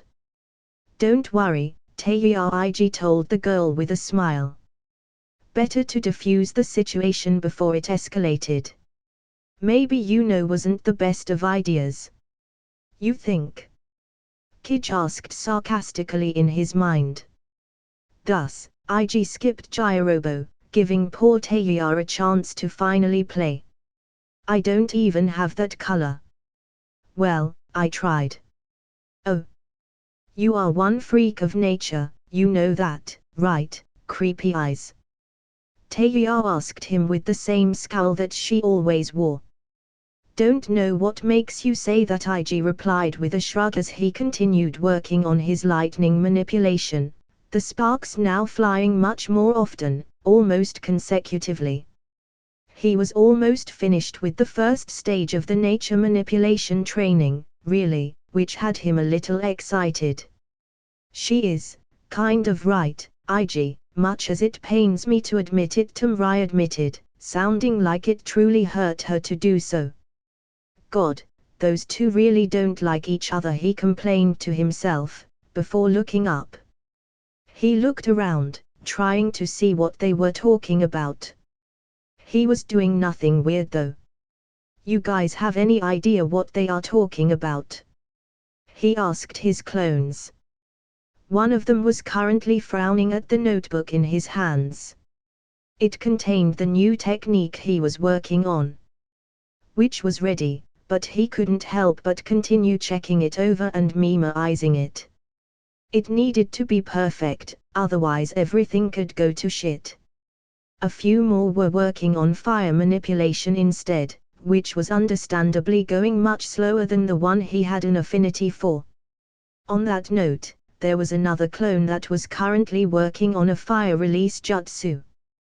He guessed that it would be more useful against Kanon than lightning release. It was worth the try, at least. No idea, they replied at the same time. Ig saw then, baffled, how both girls' eyes twitched in annoyance. Truly. Tamrai breathed out exasperated. What the hell? Teiya asked, incredulous. Jirobo remained silent when he sent a questioning glance his way. They think your training habits are insane, Kabuto replied when he turned towards him, making Ig pause. Are they? He asked in his mind. I mean, you do train a whole lot. Understandable, given what you know and all, but most other people aren't like that, Hakai explained, although even he sounded incredulous that IG didn't know what was strange. Really, I mean, this world is insane anyway. One would think these people would care more to be stronger. Especially Shinobi, he pointed out. Not everyone is as afraid of death as you are, IG. They are, but not to the same extent as you, since you have personal experience with it, Hakai continued, and IG nodded slowly. With as dangerous as the people we have to face are, I won't take any chances, IG said out loud to his team. I can relax when I'm the strongest around. Silence followed his statement. Then it was broken by an over-enthusiastic dog. Good to know someone is on my side, Yuki, he said with a smile as he stopped his training to pet the Ninken's head. Everyone was still staring at him. What? I don't know what's more crazy, creepy eyes, Teiya replied with a disbelieving expression. That you said that, or that I believe it. You better believe I will. He grinned. My dream is to be god of Shinobi, and it'll happen. What did I get myself into? Tamrai muttered, shaking her head. Shut up, Bimbo, Teiya growled, surprising everybody. Not because she insulted her, but because of how aggressive she sounded about it. Like the blonde truly had done something to annoy her. Then the redhead turned towards him. You, creepy eyes. Yeah? He asked, raising an eyebrow. I'll take you up on that offer, she said, and he blinked, trying to remember what she was talking about. You said you could teach me about genjutsu. I did say something like that, yeah, IG thought, surprised. He hadn't expected her to actually take him up on his offer. Then, a grin almost split his face. All of his companions looked a little afraid of it, but he didn't care. Teiya was already very good with the illusion arts. With some help from him after all the knowledge he'd gained from making Wits End. He chuckled, and noticed that Jirobo took a step back. I'll teach you, IG said, ignoring all the others and focusing on the now pale girl. Standing up, he walked up to her. Nobody but me will be able to see through your genjutsu by the time I'm done with you. The world will fear you. Her lips pulled up in a slight grin. Now, come on. I have lots to teach you and little time. One of you, he added, turning to his clones. Train lightning manipulation, and be careful, I don't want you to pop because of damage. Sure thing, they all said at the same time before they looked at one another to decide. Teiya, for her part, opened her mouth to speak, sounding almost polite about it. Where do we start? Oh. Say, you don't know if you have an affinity, do you? IG asked, looking with narrowed eyes at his Ninken partner. Yuki, for her part, tilted her head. You weren't tested, were you? He added with a grimace. Good thing I keep all sorts of weird shit in my inventory, he mumbled to himself before subtly pulling a scroll from pouch, making it look like it actually came from there. The dog barked a question at him. I want to test for your nature affinity, if you even have one, he explained as he unsealed a chakra paper from a scroll that was full of random stuff he kept around just in case. Evidently, it was the right thing to do. If you do though, I think we might be able to apply it to the passing fang. Should be a fun combination, don't you think? Presenting the paper to the Ninken, he looked on as she touched it with her paw and then. He grinned. Oh, I can definitely work with that. Oh. Tamrai screamed loudly as she punched the ground. I told you it was a bad idea, IG told her with a lazy smile. How are you so good at this? She demanded to know, her hands signaling the shogi board between them. She'd suggested playing one day, when none of them felt up to the madness of The Sunanin, evidently, hadn't known what she was getting herself into. I've been playing shogi with Naras for years. You might not know, but strategy is their thing, Ig told her. It wasn't like it was a secret or something. Everybody that was somebody knew that. It was like knowing what the Sharingan did or about Suna's puppets and fans. I'm good at strategy too, she growled before sighing and starting resetting the board. I believe you. You weren't that bad, actually, he commented. It's like with everything, you just need to work on it. I know. With that done, Ig turned to the side. He'd almost expected a bimbo comment from Taya, but she was still devouring all the scrolls and books he'd given her. At the same time she worked on ideas for genjutsu to apply her new knowledge with. He was even working with her to create some of her own techniques too. They still didn't quite know if she had what was needed to do that, but if it came to it, he'd do it himself. The girl had become almost calm after he started training her. If that was what he needed to stop the infinite bickering between the two females, then he would gladly do so. Genjutsu didn't work on him anyway, so he could afford to make her stronger in that area. Want some tips too? He asked, turning towards Tamrai.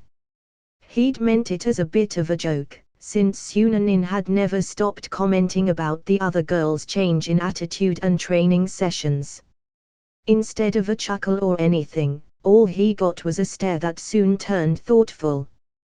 Yes, she replied bluntly, making him blink. Then he grinned once more, something that seemed to set his team on edge for whatever reason. Well, you better be prepared then, he started with a warning. She better know what she was getting into this time. There's a lot of losing in your future. You mean near future? I know what I said. Tamrai groaned. Oh. Ig was grinning from ear to ear, something that was quite rare since he'd left Konoha. The expression was somewhat understandable then, since he kind of was in Konoha. A copy of it, but Konoha nonetheless. The main reason for his smile though, was the absolutely adorable eight-legged wolf that was currently bouncing around in the middle of a clearing. The fact that it was doing so circling around one of his deer constructs, keeping it trapped, was a little less cute, he'd admit. I'm glad you are having fun, Sachi commented, amused. You want me to make something other than deers, or are those fine? The response was an immediate bark as she rushed towards him, the fake prey completely forgotten in a moment. I'll take that as a yes, he added as the chakra beast started licking his face. You won't take the favorite spot from Kich, you know. Hakai asked from the side, a grin that told everyone he was containing laughter in place. Sachigumo loves his music. Shut up, will you, Hakai?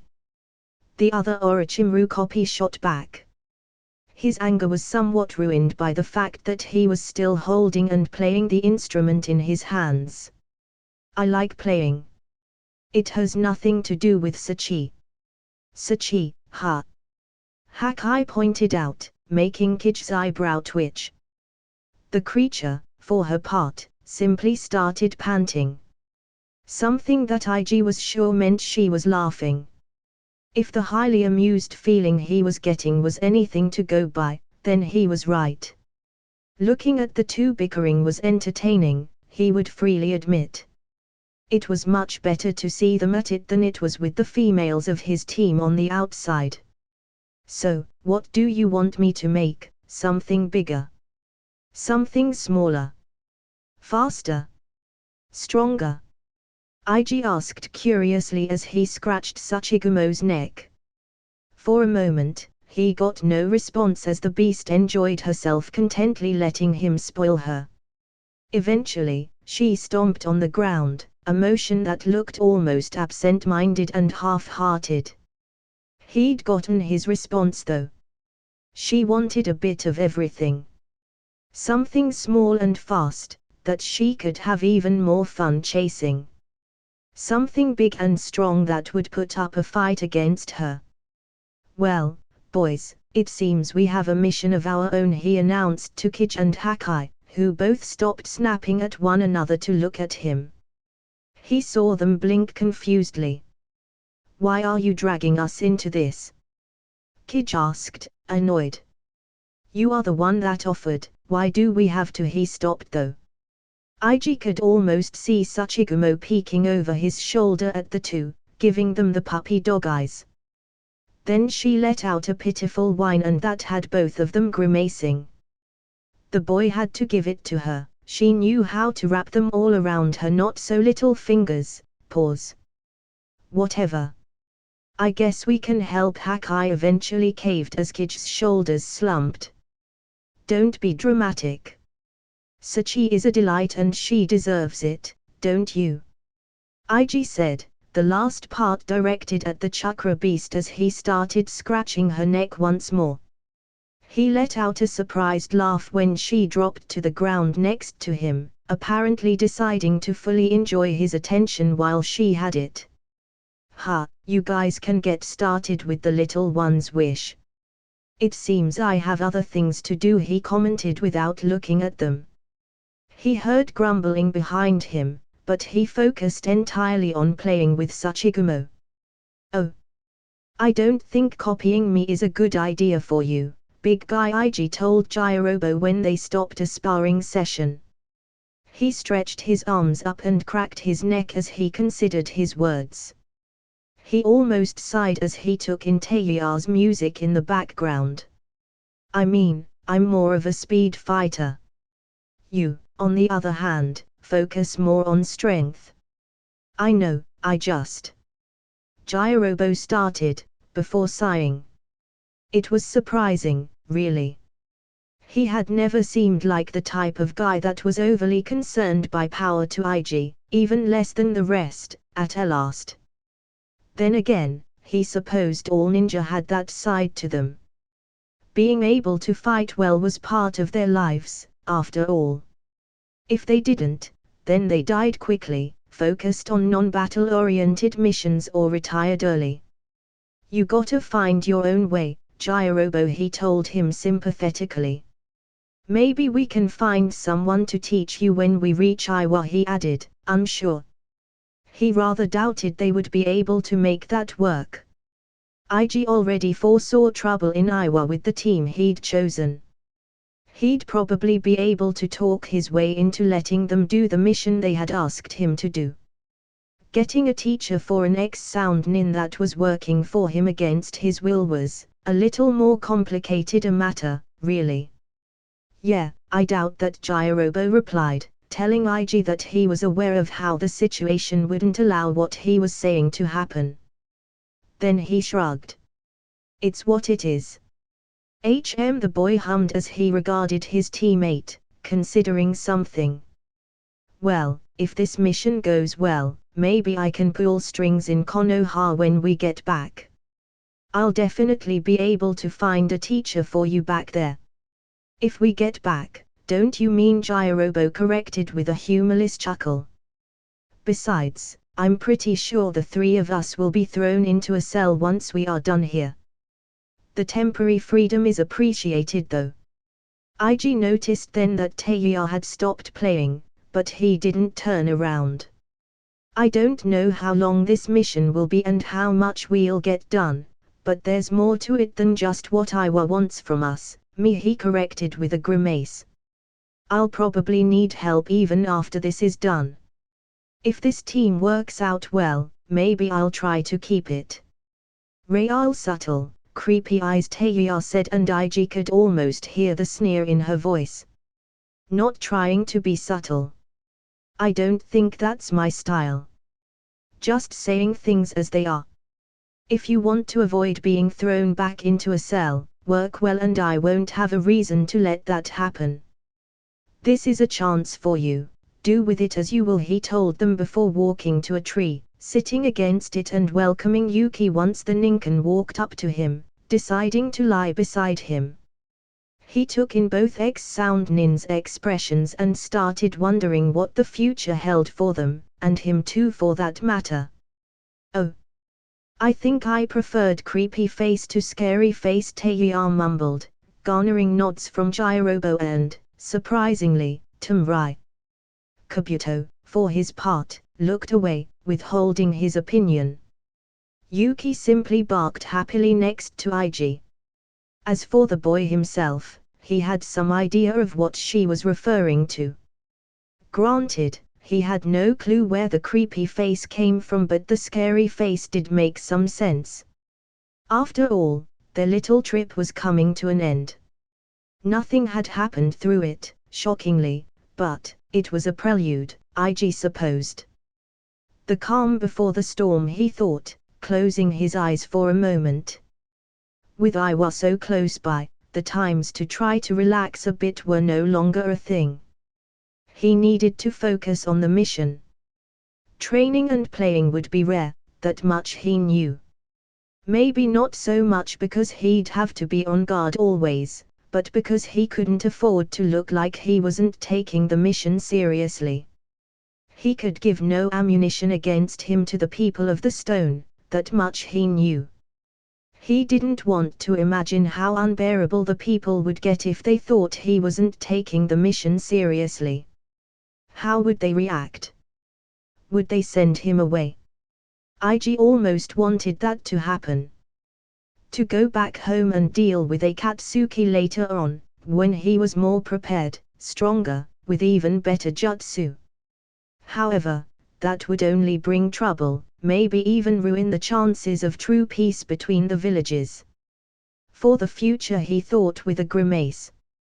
Because, what was the point of dealing with Akatsuki and the rest of the mess that waited for him around the corner if another world shinobi war broke out? No, he would build a future with peace, where he wouldn't have to worry about his friend's safety.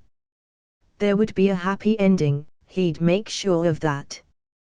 With a sigh, Ig refocused on the path. It was an imposing sight, the massive mountains. It reminded Ig of the forests around Konoha, not because they looked anything alike, but because they held the same feeling. The same greatness to it all. That, together with the knowledge that somewhere in there was a village full of ninja. One of the 5 main villages at that. It was something that both awed and scared him. Never thought I would come here, Tumrai commented as they continued walking up the mountain. She didn't seem to be talking to anyone in particular though.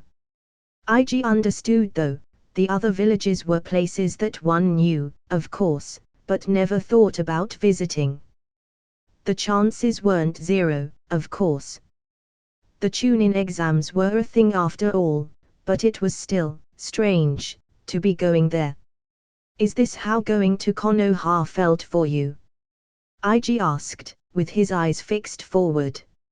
It is, she admitted, still looking around, taking in the views as they moved higher and higher.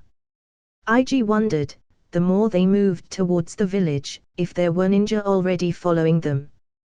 He was sure there were. First, because he was sure they would have a similar system to Konoha, with patrols around the forests, or mountains in that case. Second, because Yuki would occasionally twitch in one direction or another, looking around. I know, he told her when she'd let out a low growl. But let's not make a scene, yeah? He asked, placing a hand on the dog's head. Iwanin have already found us, he told the group, who simply nodded, unsurprised. Well, they are good shinobi, even if they aren't very good in other aspects, Ig thought, somewhat relieved to see some more proof that they were competent, at the very least. They weren't approached by anyone though, and time passed in relative silence. He guessed that they had been informed of his group's imminent arrival. How long had they been waiting? Had they guessed or just kept waiting? Had Hiruzen sent someone faster with a message?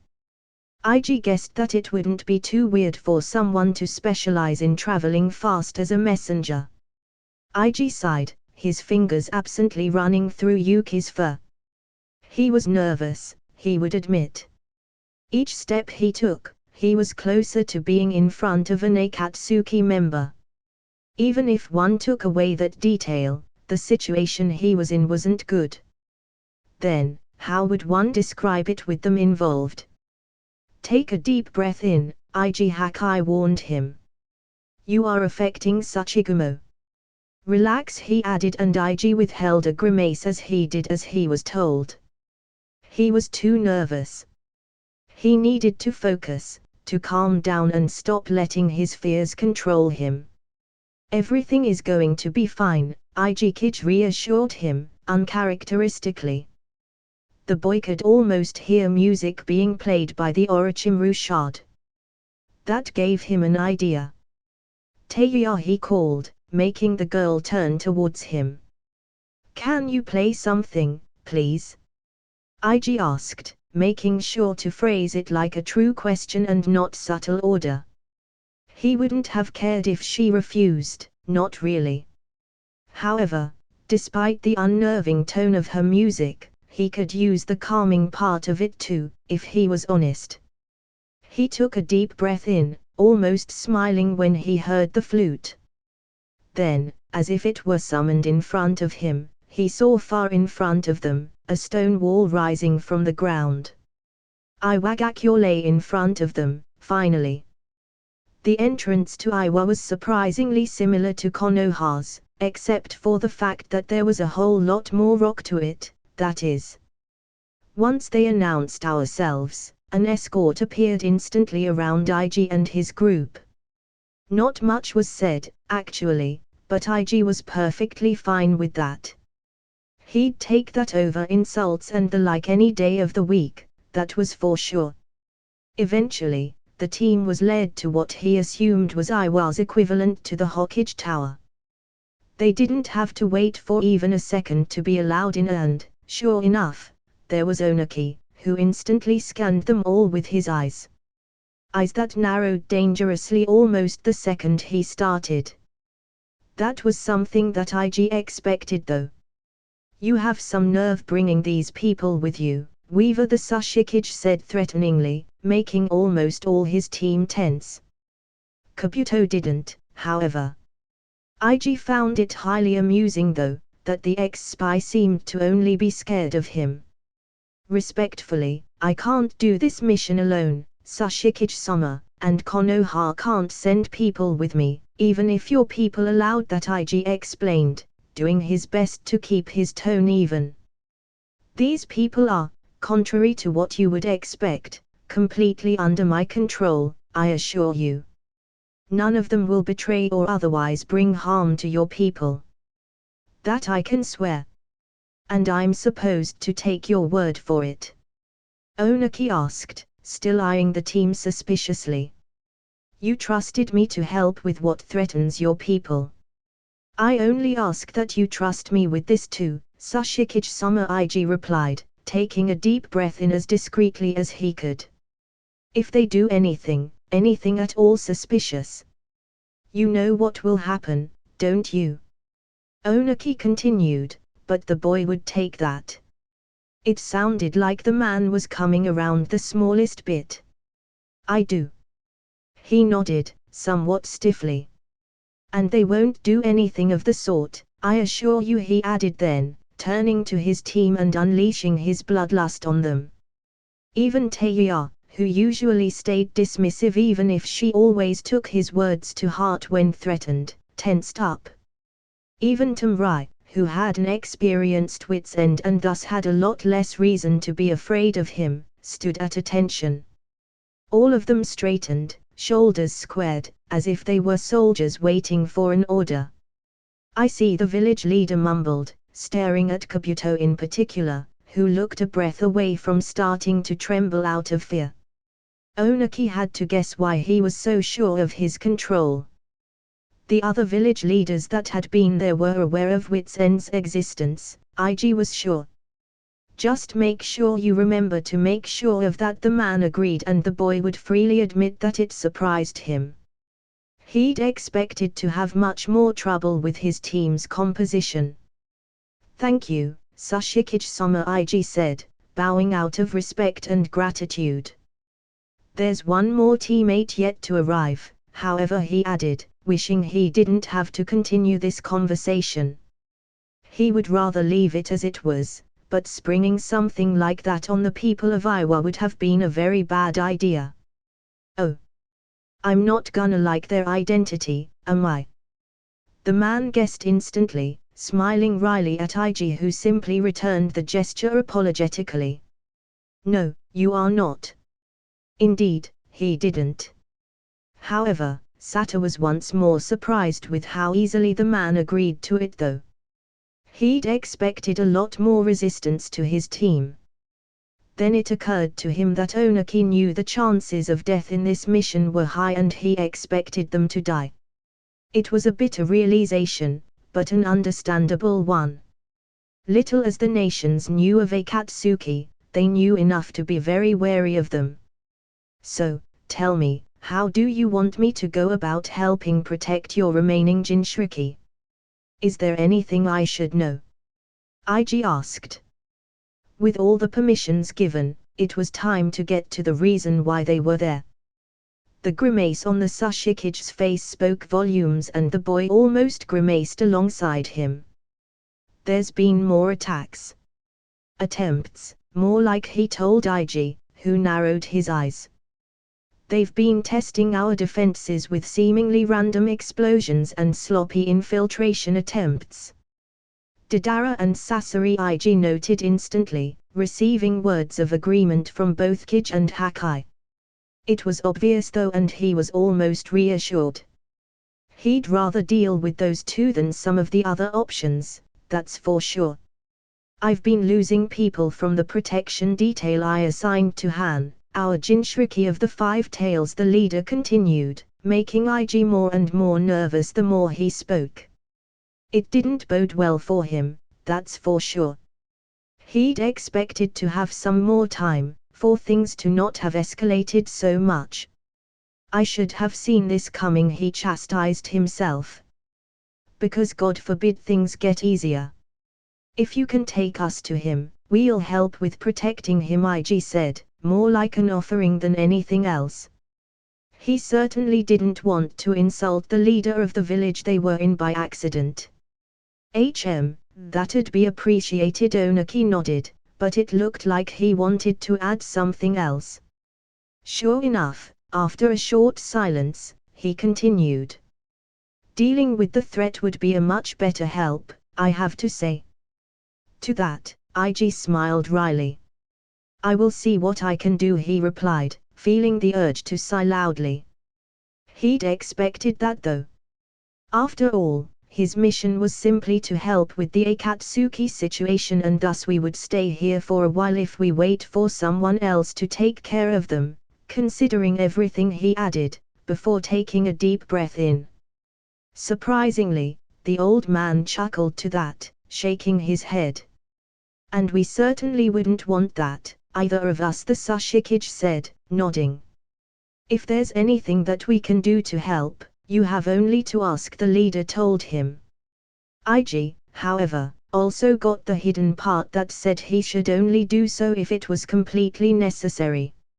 Of course, Sashikage-sama.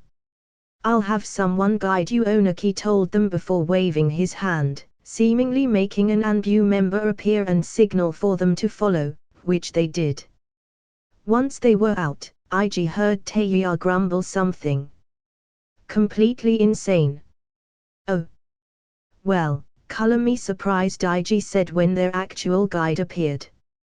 The ninja that had taken them outside hadn't been the person that would take them to their mission site, apparently. He'd just left them waiting outside the Sashikage building, or whatever it was called, saying that the guide should arrive soon. Who did you expect? Kurotsuchi asked with an amused smile. IG, for his part, opened his mouth to say something before closing it once again.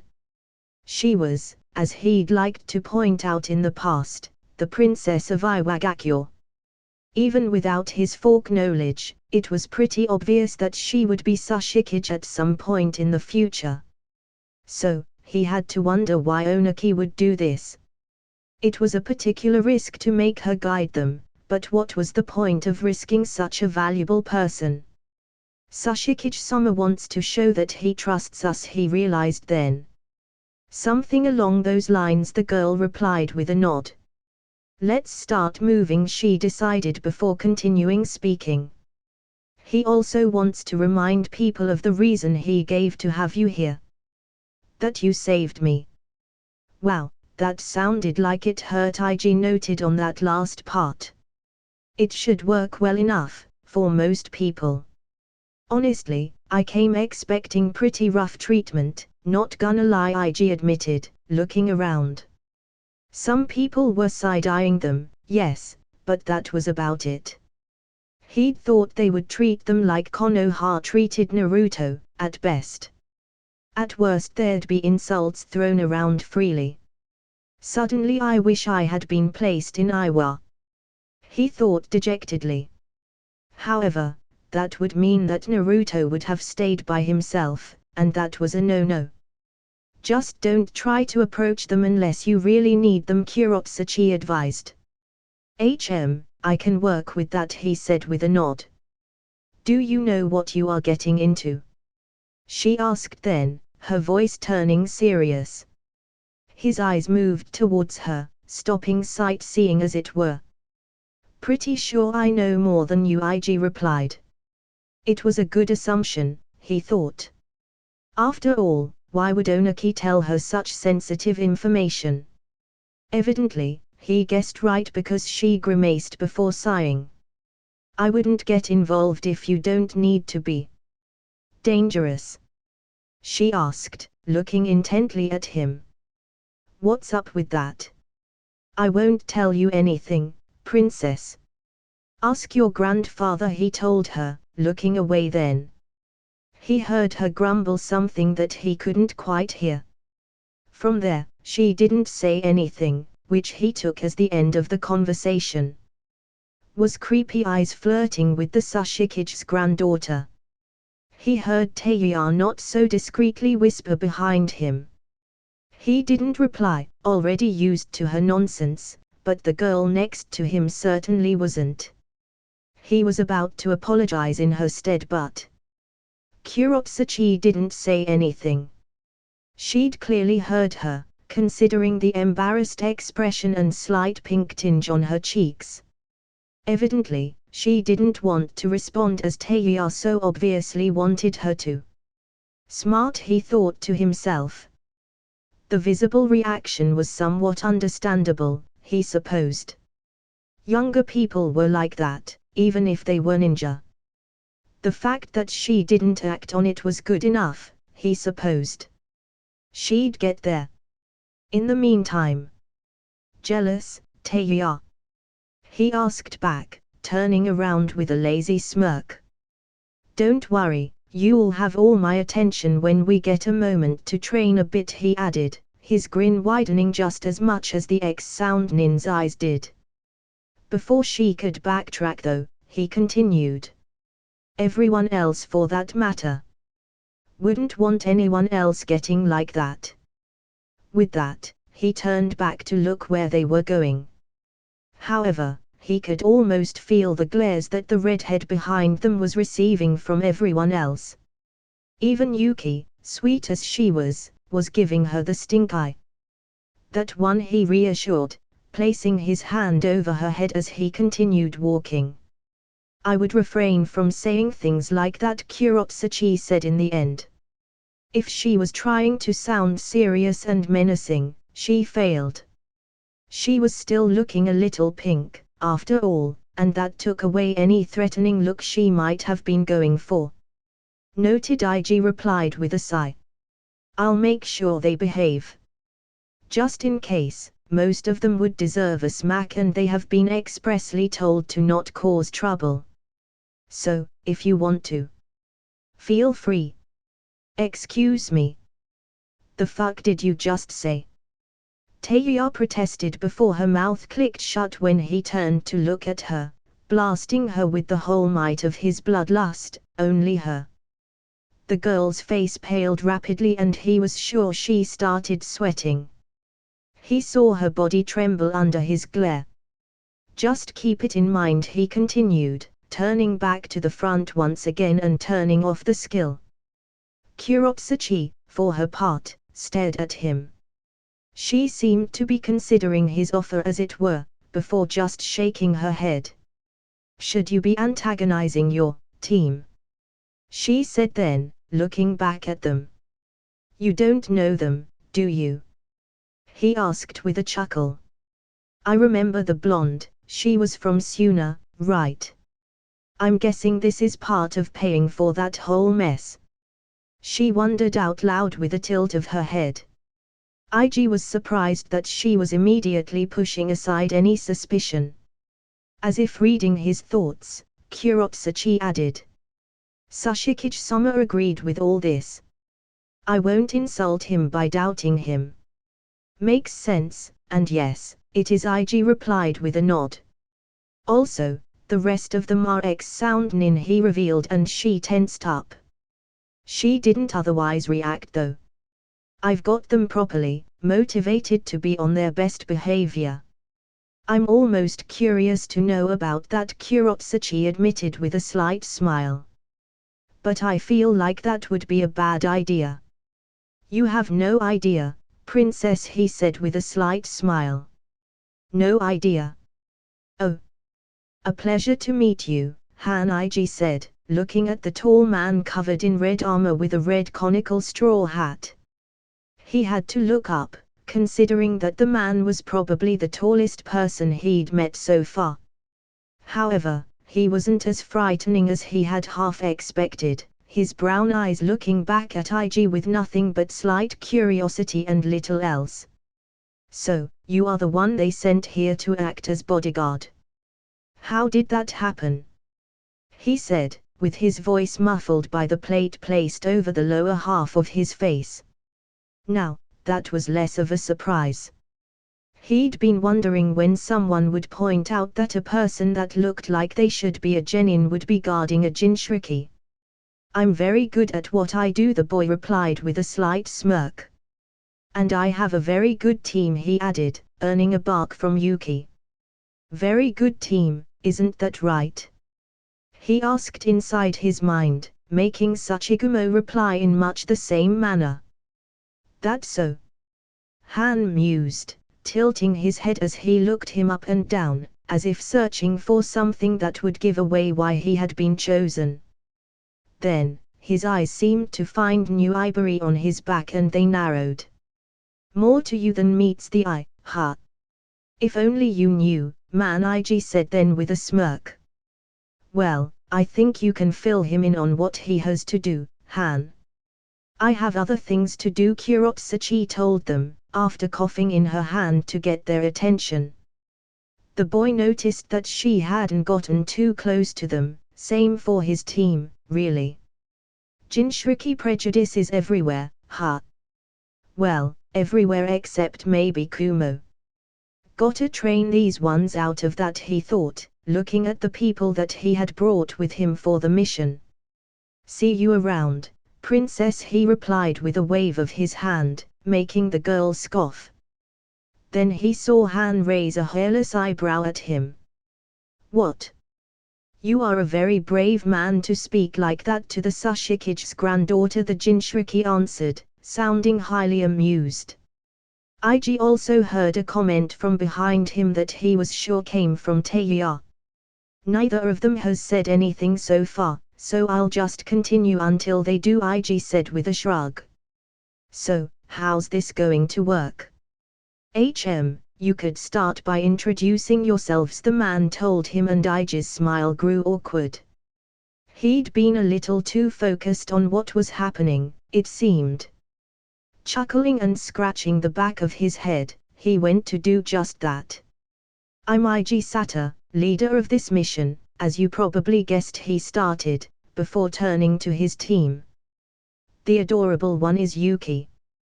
He placed a hand on the pleased dog's head. The proud blonde is Tamrai, my second in command.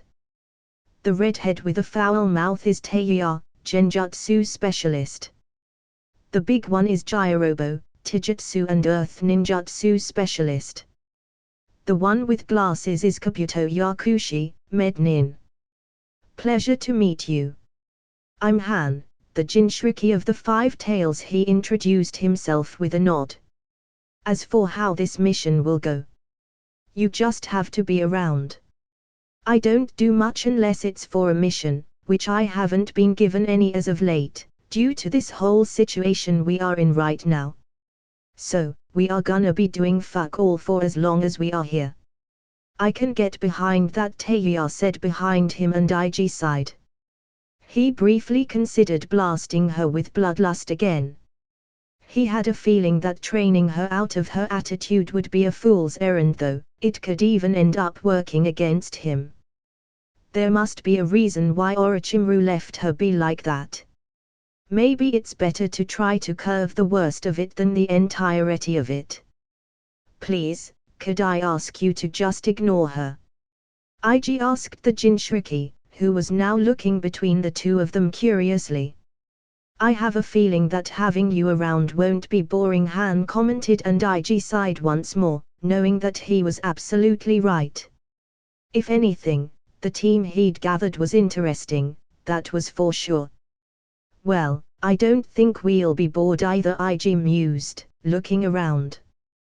They were inside what seemed to be a training ground. It was a big, relatively empty place except for the mountain-like surroundings, with rocks everywhere. The only sign of civilization they'd seen since they crossed a gate somewhat far away was the house that Han seemed to live in. Is there a place to stay, or will we have to camp outside? Tamrai asked, skillfully hiding anything she might have felt about that idea. After all, camping might be a normal thing on missions, but considering the fact that they didn't know how long the mission would take, none of them were looking forward to sleeping over hard rock for an unknown amount of time. You can build yourself a place, but you are expected to be close by in case anything happens, Han told them, and IG's mind started working on plans. There's a patrol of ninja around the border of this zone, but you should still be on guard, he informed. I expected that. IG absently replied. Jirobo, can you make a place for us to stay the night in with some rock jutsu? He asked the ex-sound nin, who turned to eye the surroundings with a calculating gaze. Everyone else. He trailed off, taking a scroll from his pouch and tossing it to Tamrai. That has just about anything we might need for the time being, start setting everything up. Instead of replying, everyone nodded and got to work. IG could only hope they would remain like that. Aside from that, there was nothing for them to do but take in the surroundings and think about what to do while they guarded the Jinchuriki. The man himself was simply watching them as they went about the mission. Eventually, though, he seemed to decide that he had other things to do.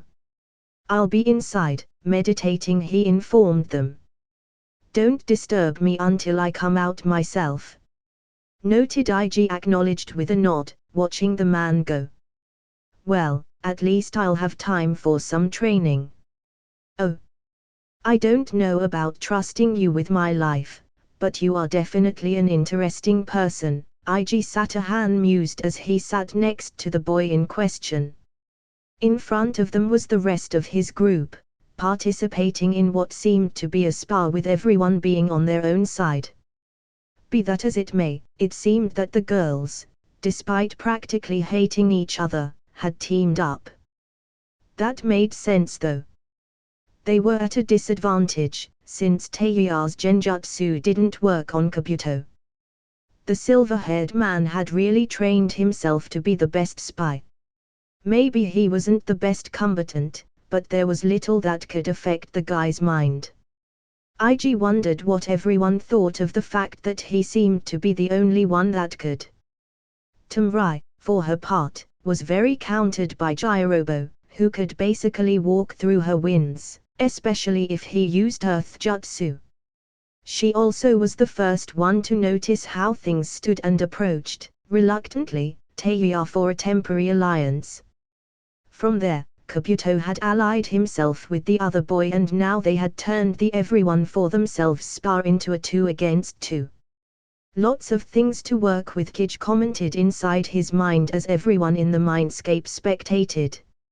Even Tsuchigumo, although she had little idea of what was happening. She was just content doing something together with them, the sweet little thing. But overall a good team, Hakai offered for his part. Hopefully, the remaining member won't ruin it. Don't jinx us, Hakai Ig all but groaned. He wasn't one to believe in that stuff, but they really couldn't afford to risk it in any way. We have this mission covered, he said out loud to the Jinchuriki that accompanied him. He wasn't even lying with that statement, much, at least. He was fairly sure that he could, at the least, help Han repel any of the weaker Akatsuki. The stronger ones were up in the air though. He was 99% sure that he wasn't even close to any of them, so Iwa was alone in that fight. I don't know about that, the man replied, but IG didn't take it personally. After all, I haven't seen you fight yet. I've seen you train, which tells me a fair bit, but not a single spar or fight. I like to stay in top shape in case something happens. But I guess I can show you some of what I can do, the boy mused. He'd just have to make do without Tsuchigumo and have her be his backup in case something happened. You'll have my back, right, girl? To that, he received an enthusiastic bark that had him smiling. Okay, everyone. Good work, we'll change the rules up a bit. He called, making all 4 of them turn towards him. Was teaming up. Tamrai started, but he interrupted her, already seeing where she was going. It was a good call. The best thing you could have done in that situation. Good job, he might have been imagining it, but all 4 of them seemed inordinately pleased with his words. I suddenly feel like I'm the Jounin sensei here, he thought, unsure of how to feel about that. Regardless, it's been brought to my attention that I haven't shown why I was chosen for this mission. Kabuto paled at that, likely realizing what that meant for the whole lot of them. So, I'll spar against you all, he revealed, making the other 3 joining the ex-spy. We can team up, right? Tamrai asked instantly, although there was little doubt in everyone's minds that that was what was going to happen. Immediately, the 4 of them gathered together, the girls behind the boys. IG saw Kabuto's hand covering itself with the chakra scalpel. Teiya's flute was already in her mouth and Tamrai's fan was pulled back, ready to be used at any moment. IG smirked as he cracked his neck. His hand moved back and he unclasped New Ivory from his back. All 4 of their faces twitched at the sight. He hadn't used the legendary sword even once during their practice fights. He hadn't even used it in their sight, really, so they had zero idea what he could do with it. Ready? Several of them looked about to say that they weren't, just to avoid the fight for a little longer, but they thought better of it. Which was good, because he would have been annoyed by that, and that was the last thing they wanted, he was sure. Then, let's get on with this. With the crack of lightning, he disappeared from where he stood before Tamrai's wind got remotely close to him. Teiya started playing, but, surprisingly, IG didn't feel anything with Eternal Purge. She isn't casting Genjutsu on me. Then what? Jirobo appeared right in front of him with unusual speed, which made IG narrow his eyes. Did she boost the others with Genjutsu? Ha! So she got that to work. Good on her, he mused as he maneuvered around the imposing boy's attacks. Nice job, Taeya, he called out, even as New Ivory's thread wrapped around Kabuto's arm, which had been reaching to stab him in the back. Pulling the offending limb away, he kicked the Meednin away. As for Gyrobo, IG jumped over him before hitting him with an electromagnetic strike right on his back. Murder sounds like an overkill right now, he decided. Didn't know you had gotten it to work, he continued, talking with the genjutsu specialist of the group. Gotta show me your notes later. Another flicker followed, as he evaded the gust of wind sent by Tamrai before appearing next to the girl. She barely managed to pull her fan in between his sword and her body. Granted, he hadn't activated his skills, but it was still pretty good. Before he could continue attacking the Sunanin, Gyrobo and Kabuto caught up with him, likely due to Taeya's buff. Dodging their attacks, he considered how they were doing, analyzing how they fought. You guys need to train more under that, he told the two boys. You aren't used to what Taeya's doing, so you aren't using it nearly as well as you could, he explained as he discreetly prepared New Ivory's wire. Then in one smooth action, the thread wrapped around them before he activated Shocking Thread. I'm guessing this is the first time you are using it though, he added, looking down at them. He wasn't too worried about Tamrai. He had some normal wires keeping her occupied. Considering that I didn't know Taeya had finished one of her creations. Still, pretty good job. Just then, he looked up and heard the redhead change the tune of her music. Suddenly, Tamrai tensed up and a slight smirk formed on her face. A split second later, IG was dodging a much faster gust of wind that had appeared out of nowhere. Damn, that was fast, he noted, lightning still cackling at his feet, ready to dodge once more. Good thing too, because he had to do just that almost instantly. That can't be good though, he thought, dashing towards the blonde and knocking her out with the pummel of New Ivory. And that's that, he said, looking around. Taeya slumping as she pulled the flute out of her mouth. The fight was done, after all. There was nothing she could do against him on her own. We'll have to go through these new techniques of yours and see how we can implement them to their full potential. Good job though. She simply nodded. Now, go help your teammates recover, since you are the only one that's fine after all that, he told her, making her grimace. She refrained from commenting though. Definitely interesting, Han commented once IG approached him, his eyes locked on the boy. The Konohanin simply smirked at him. He wondered if any of the ninja that had been spying on their little spa were already reporting to Onaki. It was likely. I was sent here for more than one reason, IG said simply, as he sat once more, looking as his teammates recovered from the short spa. That's it, Sky, for now. Hope you like the video. Like, share and subscribe the channel. Thanks for watching.